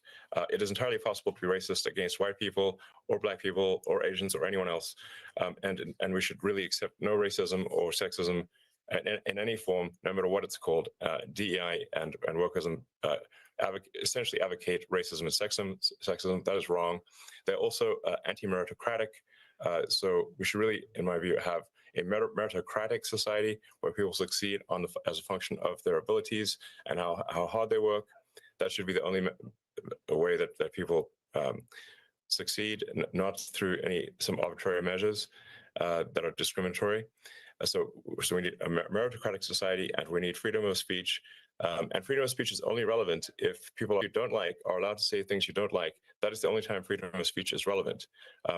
It can't be that the government is deciding what is or is not misinformation or disinformation, because then you get politics applied to those labels, and in fact, you simply get the suppression of freedom of speech. So really, I think wokeism is. Nobody's trying to give me a heart attack. I'm of advanced age, Erwin. Just give me money. That's all I want. ABF does not miss. Is it working? Like everyone missed the AIDS earlier today, but is it working? It's working so far. ABF, you've been on. Love the chosen one. Loving him is lots of fun. We love the chosen one. Not as much as me. As much as me. Screw all these other nerds. Thank you, ABF. You're wonderful. You beautiful bastard. I don't have the AIDS clip, or else I would play it for you, but thank you. Aw, you didn't have to, but you did, and it's super late for you. Fucking legend. Don't miss. Evil because it is racist, sexist, and anti-free speech. Thank you, Elon. But other people are saying some things about his tactics. Total propaganda machine. And what Elon Musk is doing now to the federal government, all you have to do is look at what he did at Twitter. In October 2022, Elon Musk bought Twitter for $44 billion and molded it in his own image. He focused on mass layoffs, on reducing real estate footprint, and on pushing employees to resign so that he could cut back on payroll and real estate costs. Now he's taking those same tactics to the US government. Just look. Does that sound like a bad thing to you? So they're complaining that he made Twitter efficient and he's trying to make the government efficient. I don't know. That sounds like a W to me. That he's cutting costs, right? That's apparently a bad thing. Costs. Now he's taking those same tactics to the US government. Just look at the email that the federal government recently sent to its workers, offering them a buyout to leave the government. It echoed a similar message that Elon Musk sent to Twitter employees in November 2022 with the exact same subject line. Musk uses an approach to his businesses called zero-based budgeting. He's now started to use that tactic in government and say basically government spending needs to come down to zero and line items need to be added back one at a time. Stop threatening me with a good time. God damn it. Right? That's the whole thing with people on the left that are like, we were both saying the same thing, but with different emotional responses, or yes, we are for this. And then they're like, oh no. It's like, do you hear yourselves? Have they just been so conditioned? No, we need the government, or else what are we gonna do? Or I can't wrap my head around it. So you as a foreigner, what is your take on just the basic Black forgive the phrase, black and white information that's being put out there as far as like cut expenditures, cut costs, frivolous spending. I mean, are those bad things objectively for an outsider? No. As a libertarian, I believe in smaller government. I think that taxation is theft. I Yes. don't like the well. Not only do I not like the government taxing me on my income, but I hate it even more when they waste that money on ridiculous projects. And yeah, if you're telling me that somebody's in charge of reducing the amount of money the government is spending and the amount of taxpayer money that they're spending, I'm not going to be complaining. And yeah, this is just insane to me that just because he's on a different ideological front than they are, they can't see the good that he's doing. Because they always complain about wealth inequality and how people in the lower classes are struggling. But when it comes to actual ways to improve upon that by reducing government spending, they're immediately opposed to it because the figurehead said, "My heart goes out to you all." Like, this is just insane. Yeah, so there have been people that have done the math and the amount of money that it would have taken to provide basic health care, house the homeless, and solve national hunger. Let's say we're focusing on the United States at the moment. We would have that money if we were not sending all of the money elsewhere. It's like, Yeah. how is this a bad thing to want to put the money back into our own nation? How many other countries are sending money to the US? Did 0. any of Europe, Australia, Ukraine, anyone send any financial aid for the efforts of the people impacted by the hurricanes or any other disaster that's happened in the United States? Oh, wait, sorry, FEMA is funding, housing for illegal immigrants, criminal immigrants. No one is helping the US. And what we've discovered, which we will see shortly, is that the money that is intended to go toward aid efforts is going toward freaking like gender studied Muppets elsewhere, or under the guise of, or not even like identified as a line item in the books. That's Yeah. what's coming out of the Doge audits, right? So it's $1 billion. this type of. Sorry, go on. Oh no, you. But from what I understand and what my research has led me to believe is that there's like $1 billion unaccounted for. They don't know where that money went. It was $20 million given to Iraq to develop their own Sesame Street. I think $50,000 to $100,000 was given to Scotland for a DEI play. 30 or 50,000 was given to a South American country to create a trans comic book. $5 million was given to Ben Stiller to take a photo with Zelensky. $7 $8 million million to Orlando Bloom.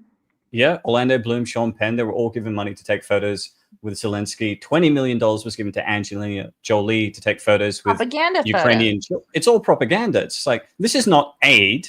I mean, I think part of the problem stems from the fact that the world views America like this big global charity with a bottomless pit of money, when there's a lot of parts of America where people are struggling. Like when I went to LA, I was blown away by the number of homeless people that I saw in 2019.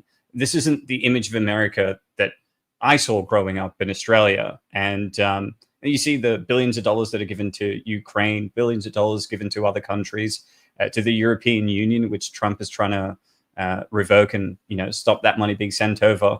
It's like, no wonder he was elected. And I don't understand why people complain when, all of this is being done in the interest of the American people. Because he's nefarious and mad, and he sends his heart out to you. Because obviously he's one of these Yahtzee types. But no, this is totally a propaganda video. What's great about a lot of the stuff and how swift Trump has been moving in the last like 2.5, maybe 3 weeks or so that he's been in office, is that there just hasn't been enough time for a lot of for the leftists to respond or try to, head him off at the pass. He's just been so no nonsense, like bam, bam, bam, bam. It's kind of great. But this propaganda video made it through, And a nice young melanated man had some things to say about it, but we're going to get through this portion of it. But DB Wild, to be fair, NIYAT, the image of Australia most Americans had were based on Crocodile Dundee and Foster's beer commercials. Oh no, we also thought your national food was the bloomin' onion. This is true.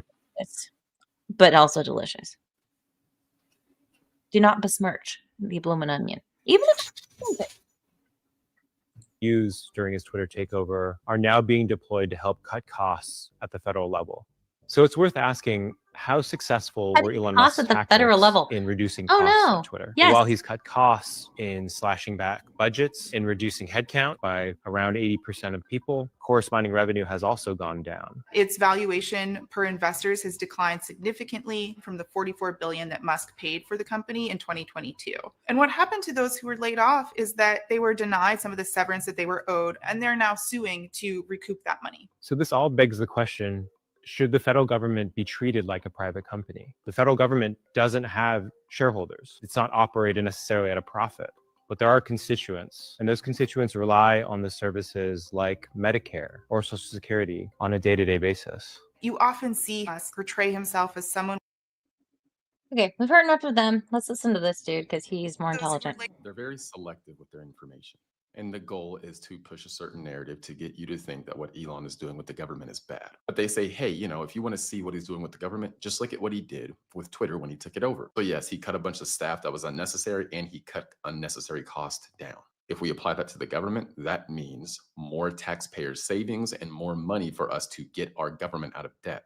But that's not it. All they told you is that revenues have How many decreased. trillion of specifically to dollars what are he we in said. debt? Budgets in reducing headcount by around 80% of people, corresponding revenue has also gone down.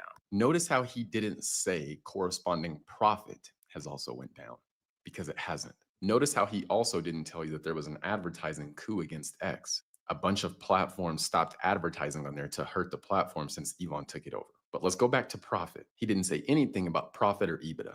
Let's read this. Start at the bottom paragraph. In 2021, Twitter reported adjusted EBITDA of about $682 million and about $5 billion in revenue. That was the last full year before Elon took the company private. Now let's go to the top. X reported to investors 2024 adjusted earnings, basically adjusted EBITDA, right, of about $1.25 billion and an annual revenue of $2.7 billion. Why you stop government waste? Thank you, Lucifer the Doberman. Member for 1 month. Thank you. Hey, Lucifer. Investors said that that was a better picture than they had expected, and that X's finances hit an inflection point a few months before the election. So even with advertisers working against Elon, the company now has less revenue, but produces more profit. And mind you, Twitter was a very, very, very left-leaning company. Over 96% of political donations from Twitter employees went to Democrats. It was a very left-leaning company. It was run by the left. So Elon took that company over, removed all the unnecessary pieces, and removed the people that would be harmful to the platform. Dealt with advertisers trying to destroy his platform, and still turned it around. Now it has more features than ever and is more profitable than it was when he took it over with less revenue. And like she said in the beginning, If you want to understand what Elon Musk is doing now to the federal government, all you have to do is look at what he did at Twitter. so now let's So, NIYAT, so it's been circulated around the interwebs or whatever. Oh, wow, Elon's such an idiot because he took a loss buying Twitter. Sorry. And if Gooch is around, sorry. Like the opening up the platform to actual like people sharing other types of thought and the other aisle or whatever, not suppressing people as much. I know it still happens. It's not perfect. But in the before times, those opinions were just totally stifled. But it opened up, and you know what? Yeah, Elon did play a huge part as far as like the sharing of information that influenced the election. Not that he is responsible, but it did help the flow of information from both sides, differences of opinions, not maybe popular. But what do you think the cost to benefit or loss to benefit was? And now that he's spearheading, or one of the people spearheading the Doge efforts for this limited period, 18-month period, that they're going to be auditing all of the governmental agencies for efficiency. It's a hard question because obviously when Elon bought Twitter, he did say that his priority wasn't turning a profit. It was democratizing Twitter, ensuring that people from the left and the right can communicate without people from the right being censored and shadow banned, which was often the case. You know, conservative voices were silenced, and some of them had their accounts removed, and all of that was cleared up once he took over. He's still making a profit despite getting rid of 80% of the staff, and Twitter is functioning normally. There's no issues with the UI. The servers are always up. No problems there. As for Doge, I'm all for government efficiency, and if he's able to get rid of staff that are not needed, stop spending on things that don't benefit the people of the US, I think it'll be phenomenal. Because private companies, while being profit driven, they're more efficient because they need to turn a profit to survive. The issue with government spending is that if the governments go over their budgets, what do? They increase taxes. They put that cost down to the taxpayers and the people that they're supposed to be representing. But they're always operating at a deficit. Like, we're trillions upon trillions of dollars in debt. So it's just like, well, next time, or like we'll finagle whatever. It's like they're not actually about they have not been about actually balancing the budget, because they're just like either print more money, deficit goes meh, whatever, as it's always been. But like Goodwin says, I'm all for government transparency. And I think that is what is terrifying the people that are terrified right now, because it's exposing a lot of fraud and under the table deals, and lots of people getting paid for things that they shouldn't be getting paid for. Also, Jerry D. Seals for $5. Thank you so much. As the country starts to heal, happiness and joy we all feel. Gone is Biden out, out on his rump. Praise to Mr. 47 President Donald J. Trump. Is this poetry? USA, USA, USA, us. Thanks, Just a reminder, Jerry. chat. Don't matter how many white people you see me around, I'm still just a nigga.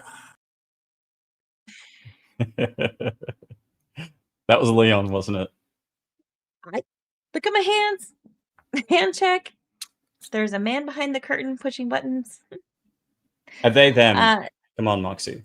Are they them? I am so sorry. But yeah, it's a little weird how we get used to, oh, well, that's just government, or people get conditioned to go, oh, that's just the way it works, but we need them. We don't freaking need them. So, kabosh to the guillotine, like, goodbye. But this gentleman has more to He say. cut the expenses at Twitter, which would mean he would cut the expenses for the federal government, meaning they would require less tax revenue from you and I.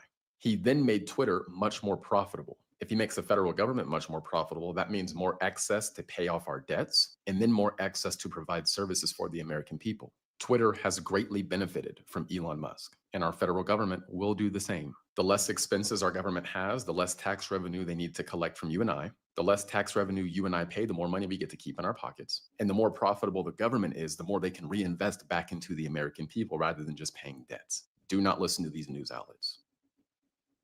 Be Justin. Based. Yeah, he's great.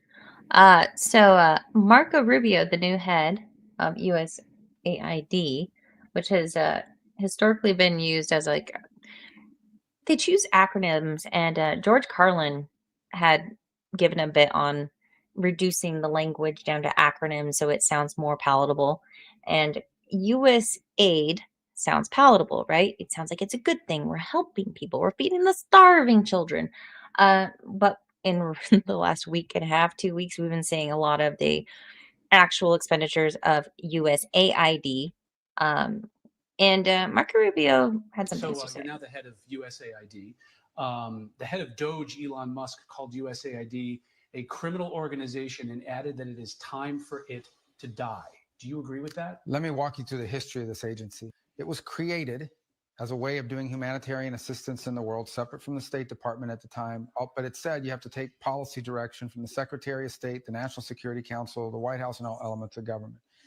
They have basically evolved into an agency that believes that they're not even a U.S. government agency, that they are a global charity, that they take the taxpayer money and they spend it as a global charity, irrespective of whether it is in the national interest or not in the national interest. So they just don't consider that they work for the U.S. They just think they're a global entity and that their master is the globe and not the United States. And that's not what the statute says, and that's not sustainable. President put a pause on all foreign aid. We go to USAID, which is a big chunk of foreign aid, $40 billion or so. They're completely uncooperative. They won't tell you what the programs are. They refuse to answer questions. They try to push through payments. Even after the executive order, they were still trying to push money through the system. Can it be reformed or does it need to die? Well, that was always the goal, was to reform it. But now we have rank insubordination. Now we have basically an active effort where their basic attitude is, we don't work for anyone. We work for ourselves. No agency of government can tell us what to do. So the president made me the acting administrator, and we're going to go through the same process at USAID as we're going through now at the State Department. This is not about getting rid of foreign aid. There are things that we do through USAID that we should continue to do that makes sense. And we'll have to decide, is that better through the State Department or is that better through something, a reformed USAID? That's the process we're working through. There are things that are happening at USAID that we should not be involved in funding, or that we have a lot of questions about, but they're completely uncooperative. So we had no choice but to take dramatic steps to bring this thing under control. So it seems like there are a lot of functions of what could have been proposed with the efforts of this particular project with USAID. And then from what I'm extrapolating from what Rubio said is it's going to be consolidated into another agency because this whole section of it doesn't need to exist because it's doing a whole lot of other things, right? That nobody signed up for. Yeah. It's also, do you have a social security system or retirement system for, the senior folk in Australia? Yes, we have what's called a pension. And we also have superannuation, where a percentage of your wage and pay, like annual pay, goes towards sort of like an investment fund. And you can retire on that, but you also get a small pension from the government as well. Okay, so just for my own comprehension, so you work at a job, you pay into a retirement plan, but also you pay into a more broader plan that's from the government, right? So that would be Social Security. So you pay into a retirement 401k with your employer, and then beyond that, you're paying into Social Security if you're an American, that you will get a paycheck when you reach the appropriate age. And that's going to be given to you once you reach, it used to be 65. I think they want to make it 75 now. So something that I think I'd heard on, maybe it was Louder with Crowder this morning. I was half awake. Trump had made a comment about let's get rid of tax on Social Security, because when you pay into Social Security from your paycheck, when you're working a job, and a little bit goes to your retirement, a little bit goes to Social Security, you're paying into this fund with the notion that it's going to come back to you. The other issue about that, though, is you're taxed on it when you pay into it. You're taxed on it when you get your Social Security check. And Trump is saying that he's going to sign an executive order or something that goes, no tax on Social Security checks, because you've already been taxed. We are taxed when we buy things, when we sell things, when we buy things to sell things.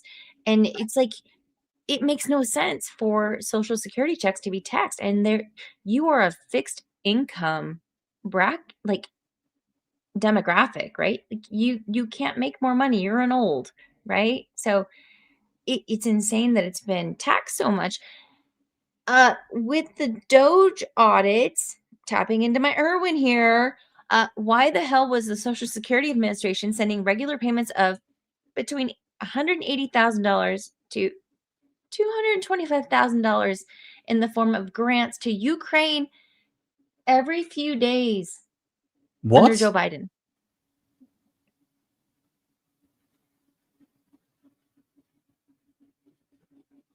So money was going from senior citizens to Ukraine. From the Social Security pool sending it to Ukraine every few days, up to $250,000. Why? This is how you're going to get the olds to care and to vote, because they're on fixed income and they've been taxed to shit for their entire lives.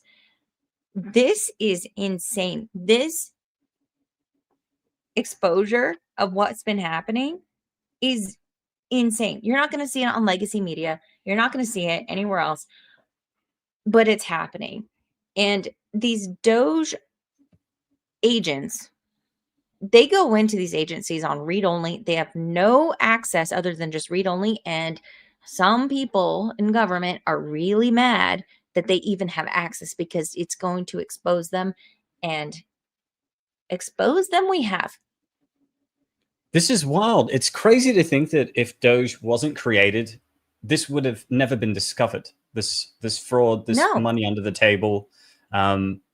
This is fucking insane. Because in Australia, we do get taxed quite a lot. I think Big Ship said, NIYAT, try and explain GST to Moxie and watch her explode. So we have income tax, right? Where the government will, based on your income, will take a certain percentage of whatever it is that you make. We then have, so I was mentioning the superannuation, which I think is similar to your 401k, where some of your pay is taken and put into an investment fund that you can then get once you retire, right? But that's also taxed. And oftentimes your employer matches or has some kind of arrangement with you to contribute to the 401k. It's the same with our superannuation, but our super is also taxed. So whatever you contribute, so you get your income, your after-tax income, you put it into your superannuation, the government takes another chunk with tax, and then we also pay GST tax, which is 10% for all goods and services in the country on top of that. And that was introduced by, I think, John Howard in around 2004. It was a way to balance the budget, which still hasn't happened, by the way. So all of this shit infuriates me. It has been so infuriating, because it's like, yeah, okay, libertarian plus here. Yeah, government's corrupt. Government, this taxation is theft, and the Fed. We can say all the things, but seeing it and having it exposed is just like, are you freaking kidding me? Like, at the same time, not surprised, but also, are you freaking kidding me? It's like, yeah, it's one thing to see your money get taken away with all of this taxation, and that's infuriating. But it's equal parts infuriating, if not more, to see how the money's being wasted. Like, DB Wild Moxie, do you think you could handle the kid working for Elon that the mainstream is having such an issue with right now? Big balls?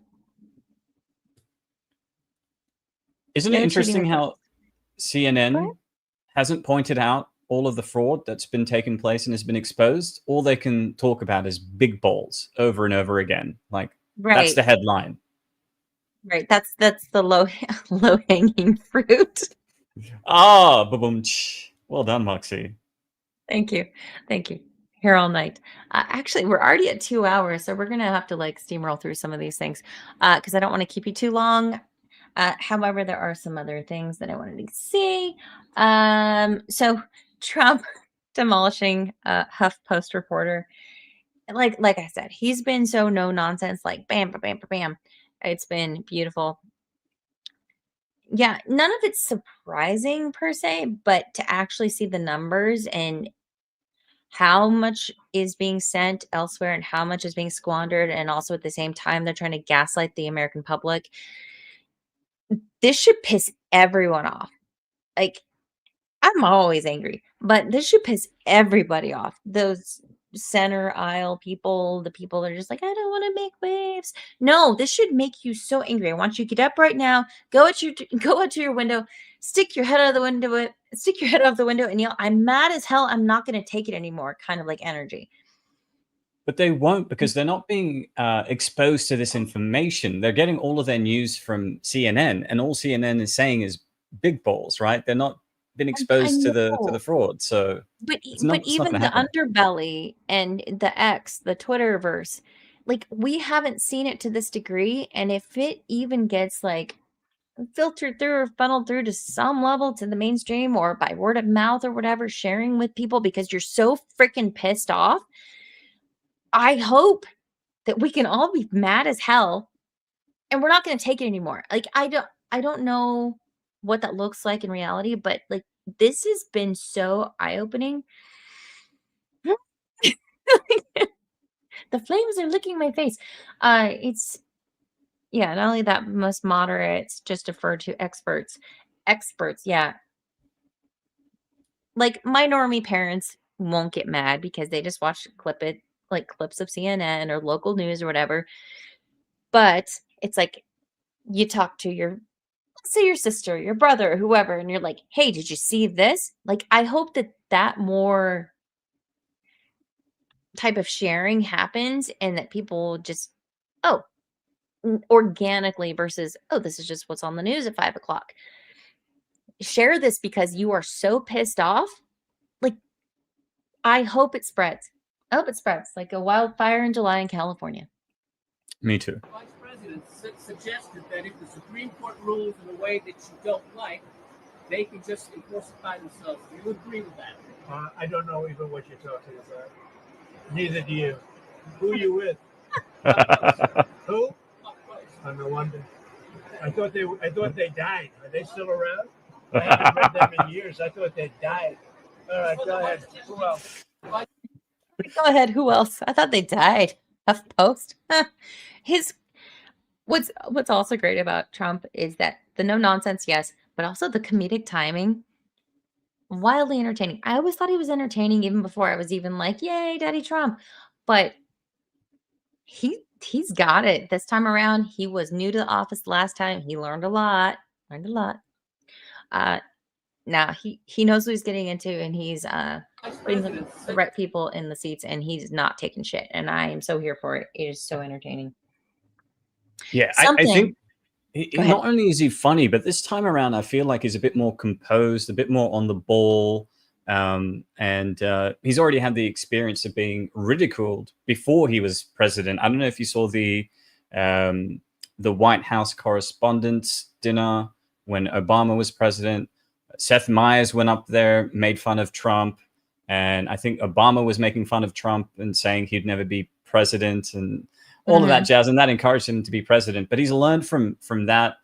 He's learned from his first year as president and all the people that tried to backstab him. And I think he's just got much more control over himself and his administration this time Oh, around. absolutely. He was trusting other people that he felt knew what they were doing the first go round, and now he's like, "Nope, I know what I'm getting into. You. We're gonna make it happen." Also, if you didn't catch my pre-FNT, I reminded everybody that he made the promise of we're gonna bomb the shit out of them, the ISIS people, right? Mhm. He did. I don't think that was widely circulated, but I saw it and I'm like, he bombed the shit out of them. He's coming from a position of strength and not gonna fuck around or deal with the nonsense anymore. That he may have entertained the first go round out of maybe naivety or whatever, but I love the confidence he's come in and he's just like, I don't give a fuck. Like, this Yeah. is what needs to be done. This is the auditing team that comes into your company and goes, "What do you do here? Okay, you're out. Not gonna work here anymore." He is just cleaning house, and I love to see it. It's great. I love it. Something though that I didn't see widely circulated, and it's probably for reasons. Oh, he told cool. He would nuke the shit out of The Anubis. Guauld. Stargate. Boss move. Yes. You got me there. Yeah, you got me. So a leading scientist from China's Wuhan Institute of Virology has spoken out to blow the whistle by claiming that the U.S. taxpayer-funded Chinese lab engineered COVID-19 as a bioweapon to reduce the population of humans around the world. It comes as damning evidence has emerged revealing that the U.S. Agency for International Development, USAID, used taxpayer money to fund the development of COVID-19 as a bioweapon in the same Wuhan lab. And there's a whole article. It's linked there. I'm not going to go into it right now. However, Why did Fauci get a pardon? What was he pardoned for? Yeah, it's weird that for someone to get a pardon when they're innocent. I don't know. It's kind of You would strange. think there would have to be criminal charges against somebody Yeah, to a get a preemptive pardon. pardon. I've never heard of that before. What's Sounds the very pardon for? fishy. Yeah, what's the pardon for? You're not like something not depressing, but kind of like really cool. Pluto is still a planet, in my opinion. There are 9 planets in my universe, always. There's footage from NASA's New Horizons spacecraft of Pluto's surface. I thought this was really cool, just to kind of get This away is from the awesome. politics. It looks really awesome. Microplanet. What is Pluto composed of? Is it just an ice ball? It seems to be an ice ball. The dwarf planet, not microplanet, but still very cool. I thought it was worth sharing because I hadn't seen anything of Pluto before, and yeah, my very We're going to be homeschooled getting mother got a snack pizza. we're going to get an Very announcement from Trump in like the next few months, just saying that a lot of people don't know this, but 2026 we're heading to Pluto. Like you know, he's the kind of president where nothing will surprise you. You know, he's going to do it. Trust me. Trump is easily one of my favorite Trumps right now. I love it so much. Okay, I'm going to skip the next thing because it's not important. But bringing it back to pop culture and things, Captain America, Brave New World, this has made the rounds. And they're like, they won't even show a black man in China. But it's apparently a cutout where you can like pose with it in the movie theater. Is this racist? This isn't racist, but China is historically quite racist. Like if you look at like a lot of their films, because here's the thing about the Chinese, they have a massive audience. They've got like 1 billion people. So Hollywood's always trying to get a movie into China because if it does, it's going to make $300-400 million. That'll help them get over the line and turn a profit, right? But releasing a movie in China comes with a couple of conditions, and the Chinese don't like black people. So you saw with Star Wars, John Boyega was, I think he was both removed from a couple of posters. He was one of the main characters in the first movie, but they reduced his size. He was in the background. He was really small. And I'm sure if Captain America or Captain Falcon or Captain Black America is released in China, Anthony Mackie is not going to be on the poster because that's not going to put Even bums in Black seats. Panther.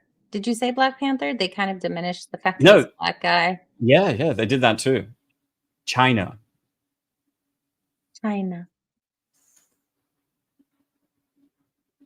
Yeah, so people have been talking about that. So Yanzi Lin said, it's a cutout. You fit yourself in there and take a photo. You can be a black man too. Oh, hello. Hello. Hello.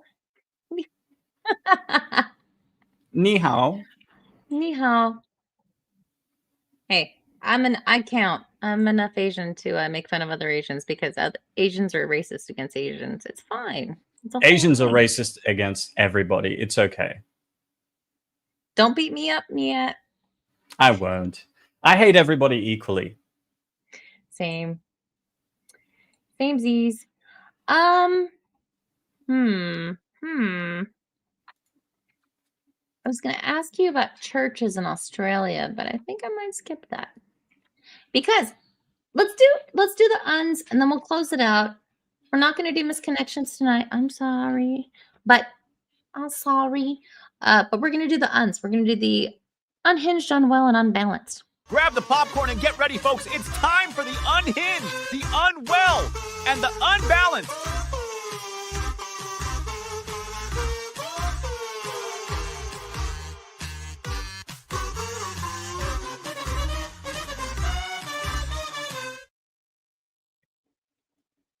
Hooray. Oh, next segment. So we are visiting the unhinged, unwell, and unbalanced. And tying it back into the Super Bowl, we all knew that the Philadelphia Eagles fans would torch the city whether they won or not. Last time they won, they were like taking down light posts, all the things. And we're just going to observe what the people of Philadelphia do when they're happy or not. Like, this is, they don't know any other way.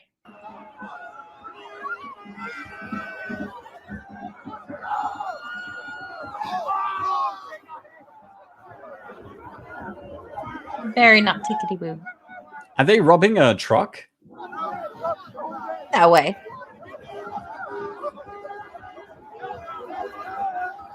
Nothing says victory like theft. Absolutely.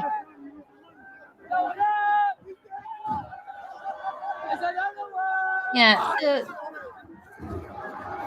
I think they've taken over this Ryder truck and they're taking whatever types of clothing are in there. It's a laundry truck. Are those towels? Looks like it. Those are just towels? Where are the police? And why is everybody there so melanated? What's going on? I didn't say it. I didn't say it. Oh, but they decided to bring down this stoplight. If you're from South Africa, Andy, if you're still here, correct me or not, whether it's called a robot.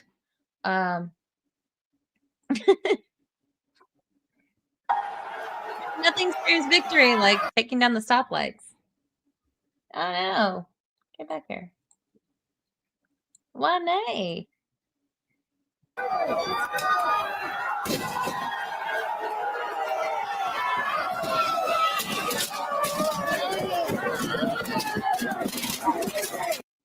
What is going on? Stoplight. This is insane. What is wrong with you people? Not you people. There's whiteys in there and everybody. Like, what's wrong with people? Have you seen like European football hooligans go wild? They do the same thing, but they're on a whole nother level. And then if you want to go one step further, go to like South America. And when football teams lose, the fans will murder their own players. Like, that's how crazy it gets. Oh no. Okay, so you know what? We're gonna leave everybody alone. We're gonna go back to California because Californians are fun to make fun of sometimes. Because a parolee trashed a whole salon in a goofy little tantrum over missing his hair appointment. He showed up an hour late to basically a Supercuts. I don't know if you have a Supercuts over there. We but this don't. 27. Okay, it's a chain. Greg Marriott, 27, was more than an hour late to the Great Clips outlet in the San Diego County city of Santee on January 29th, arriving just before closing, and he was told it was too late. He picked up shampoo bottles, conditioner. He made a whole scene of it.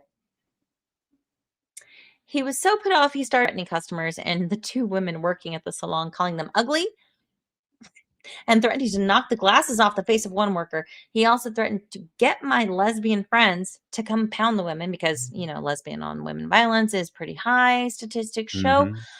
Go step outside, he screams at a customer. Go step outside. He basically said, cash me Yeah. outside. How about that? How about that? Yeah. He eventually left in a huff, but cops launched a search and picked him up on February 5th, thanks to multiple tips from the public, with police charging him with assault with a deadly weapon, vandalism, and violating parole. According to the report by KFMB TV, Marriott was on parole for a 2023 conviction stemming from another assault on workers and patrons at an area Jack in the Box fast food chain, if you don't know NIYAT. Okay. After he couldn't pay for his meal. He was accused in that incident of throwing a drink at an employee, using racial slurs, and striking customers so hard that he knocked her to the ground. This fellow has a thing for beating up women Women, yeah, I was gonna say. and getting his lesbian cronies to beat up the women for him. Why doesn't he try this against men? And I actually mean men, because he knows he's going to lose the fight. What a fucking coward! Right? What a wimp. The outlet said Marriott missed his first court appearance 2 days after the Great Clips arrest, with his lawyer saying that it was due to medical reasons. He was on his period. If they're just Oh. refusing because they won't, they don't want to go, the judge can order extraction, which means sheriffs remove them forcibly. Said the defense lawyer. But judges typically don't order that immediately, especially if there are mental or health concerns. Well, obviously he's got some issues. I found the video on Reddit though. So on the New York Post, it said there was a video. They lied. It's pretty weak sauce, actually. Record you too. I'm gonna record you too. Yeah, low T. Low T, dude. Please, sweetie, calm down. You need to don't call me sweetie. Okay. Those big ass, ugly ass glasses on your face. I should knock them off your fucking face. Hi, yeah, I have someone acting a fool. They Acting a just fool. threw a bunch of stuff. I'm at the Great Clips in San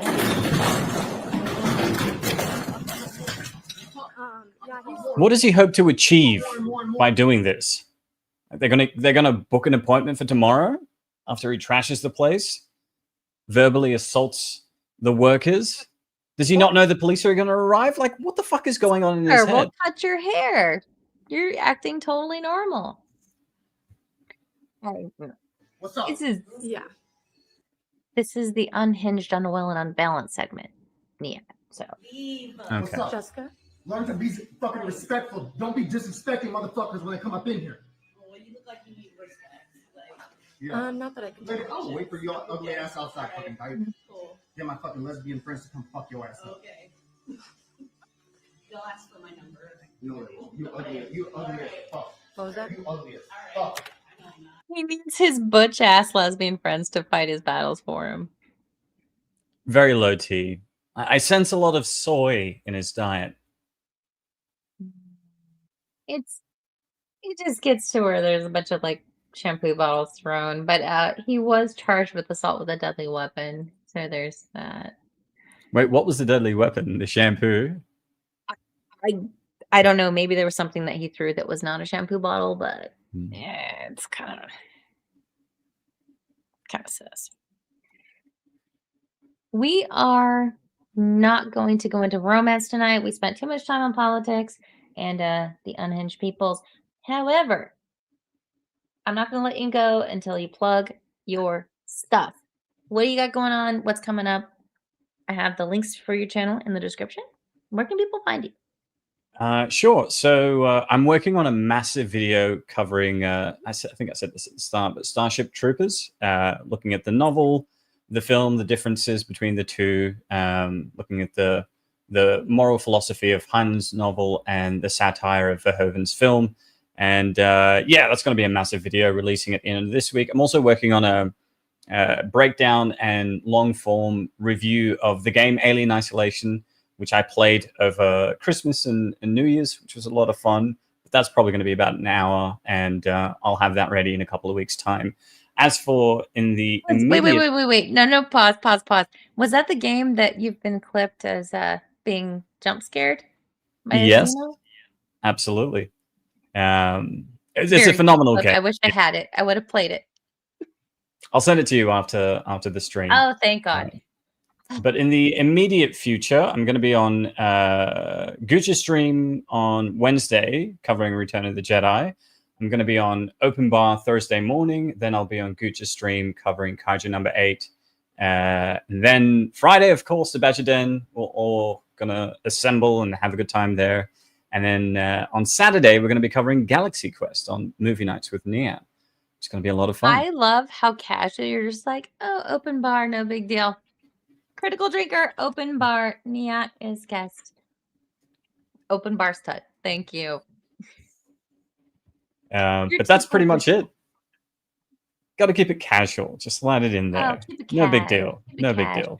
Got several thousand people watching. Act like you've been here before. It's fine. You're too cool, NIYAT. Thank you so much for joining me this evening for some Saucy Rabble. Thank you so much for inviting me. I love jumping on panels with you. You've got phenomenal energy.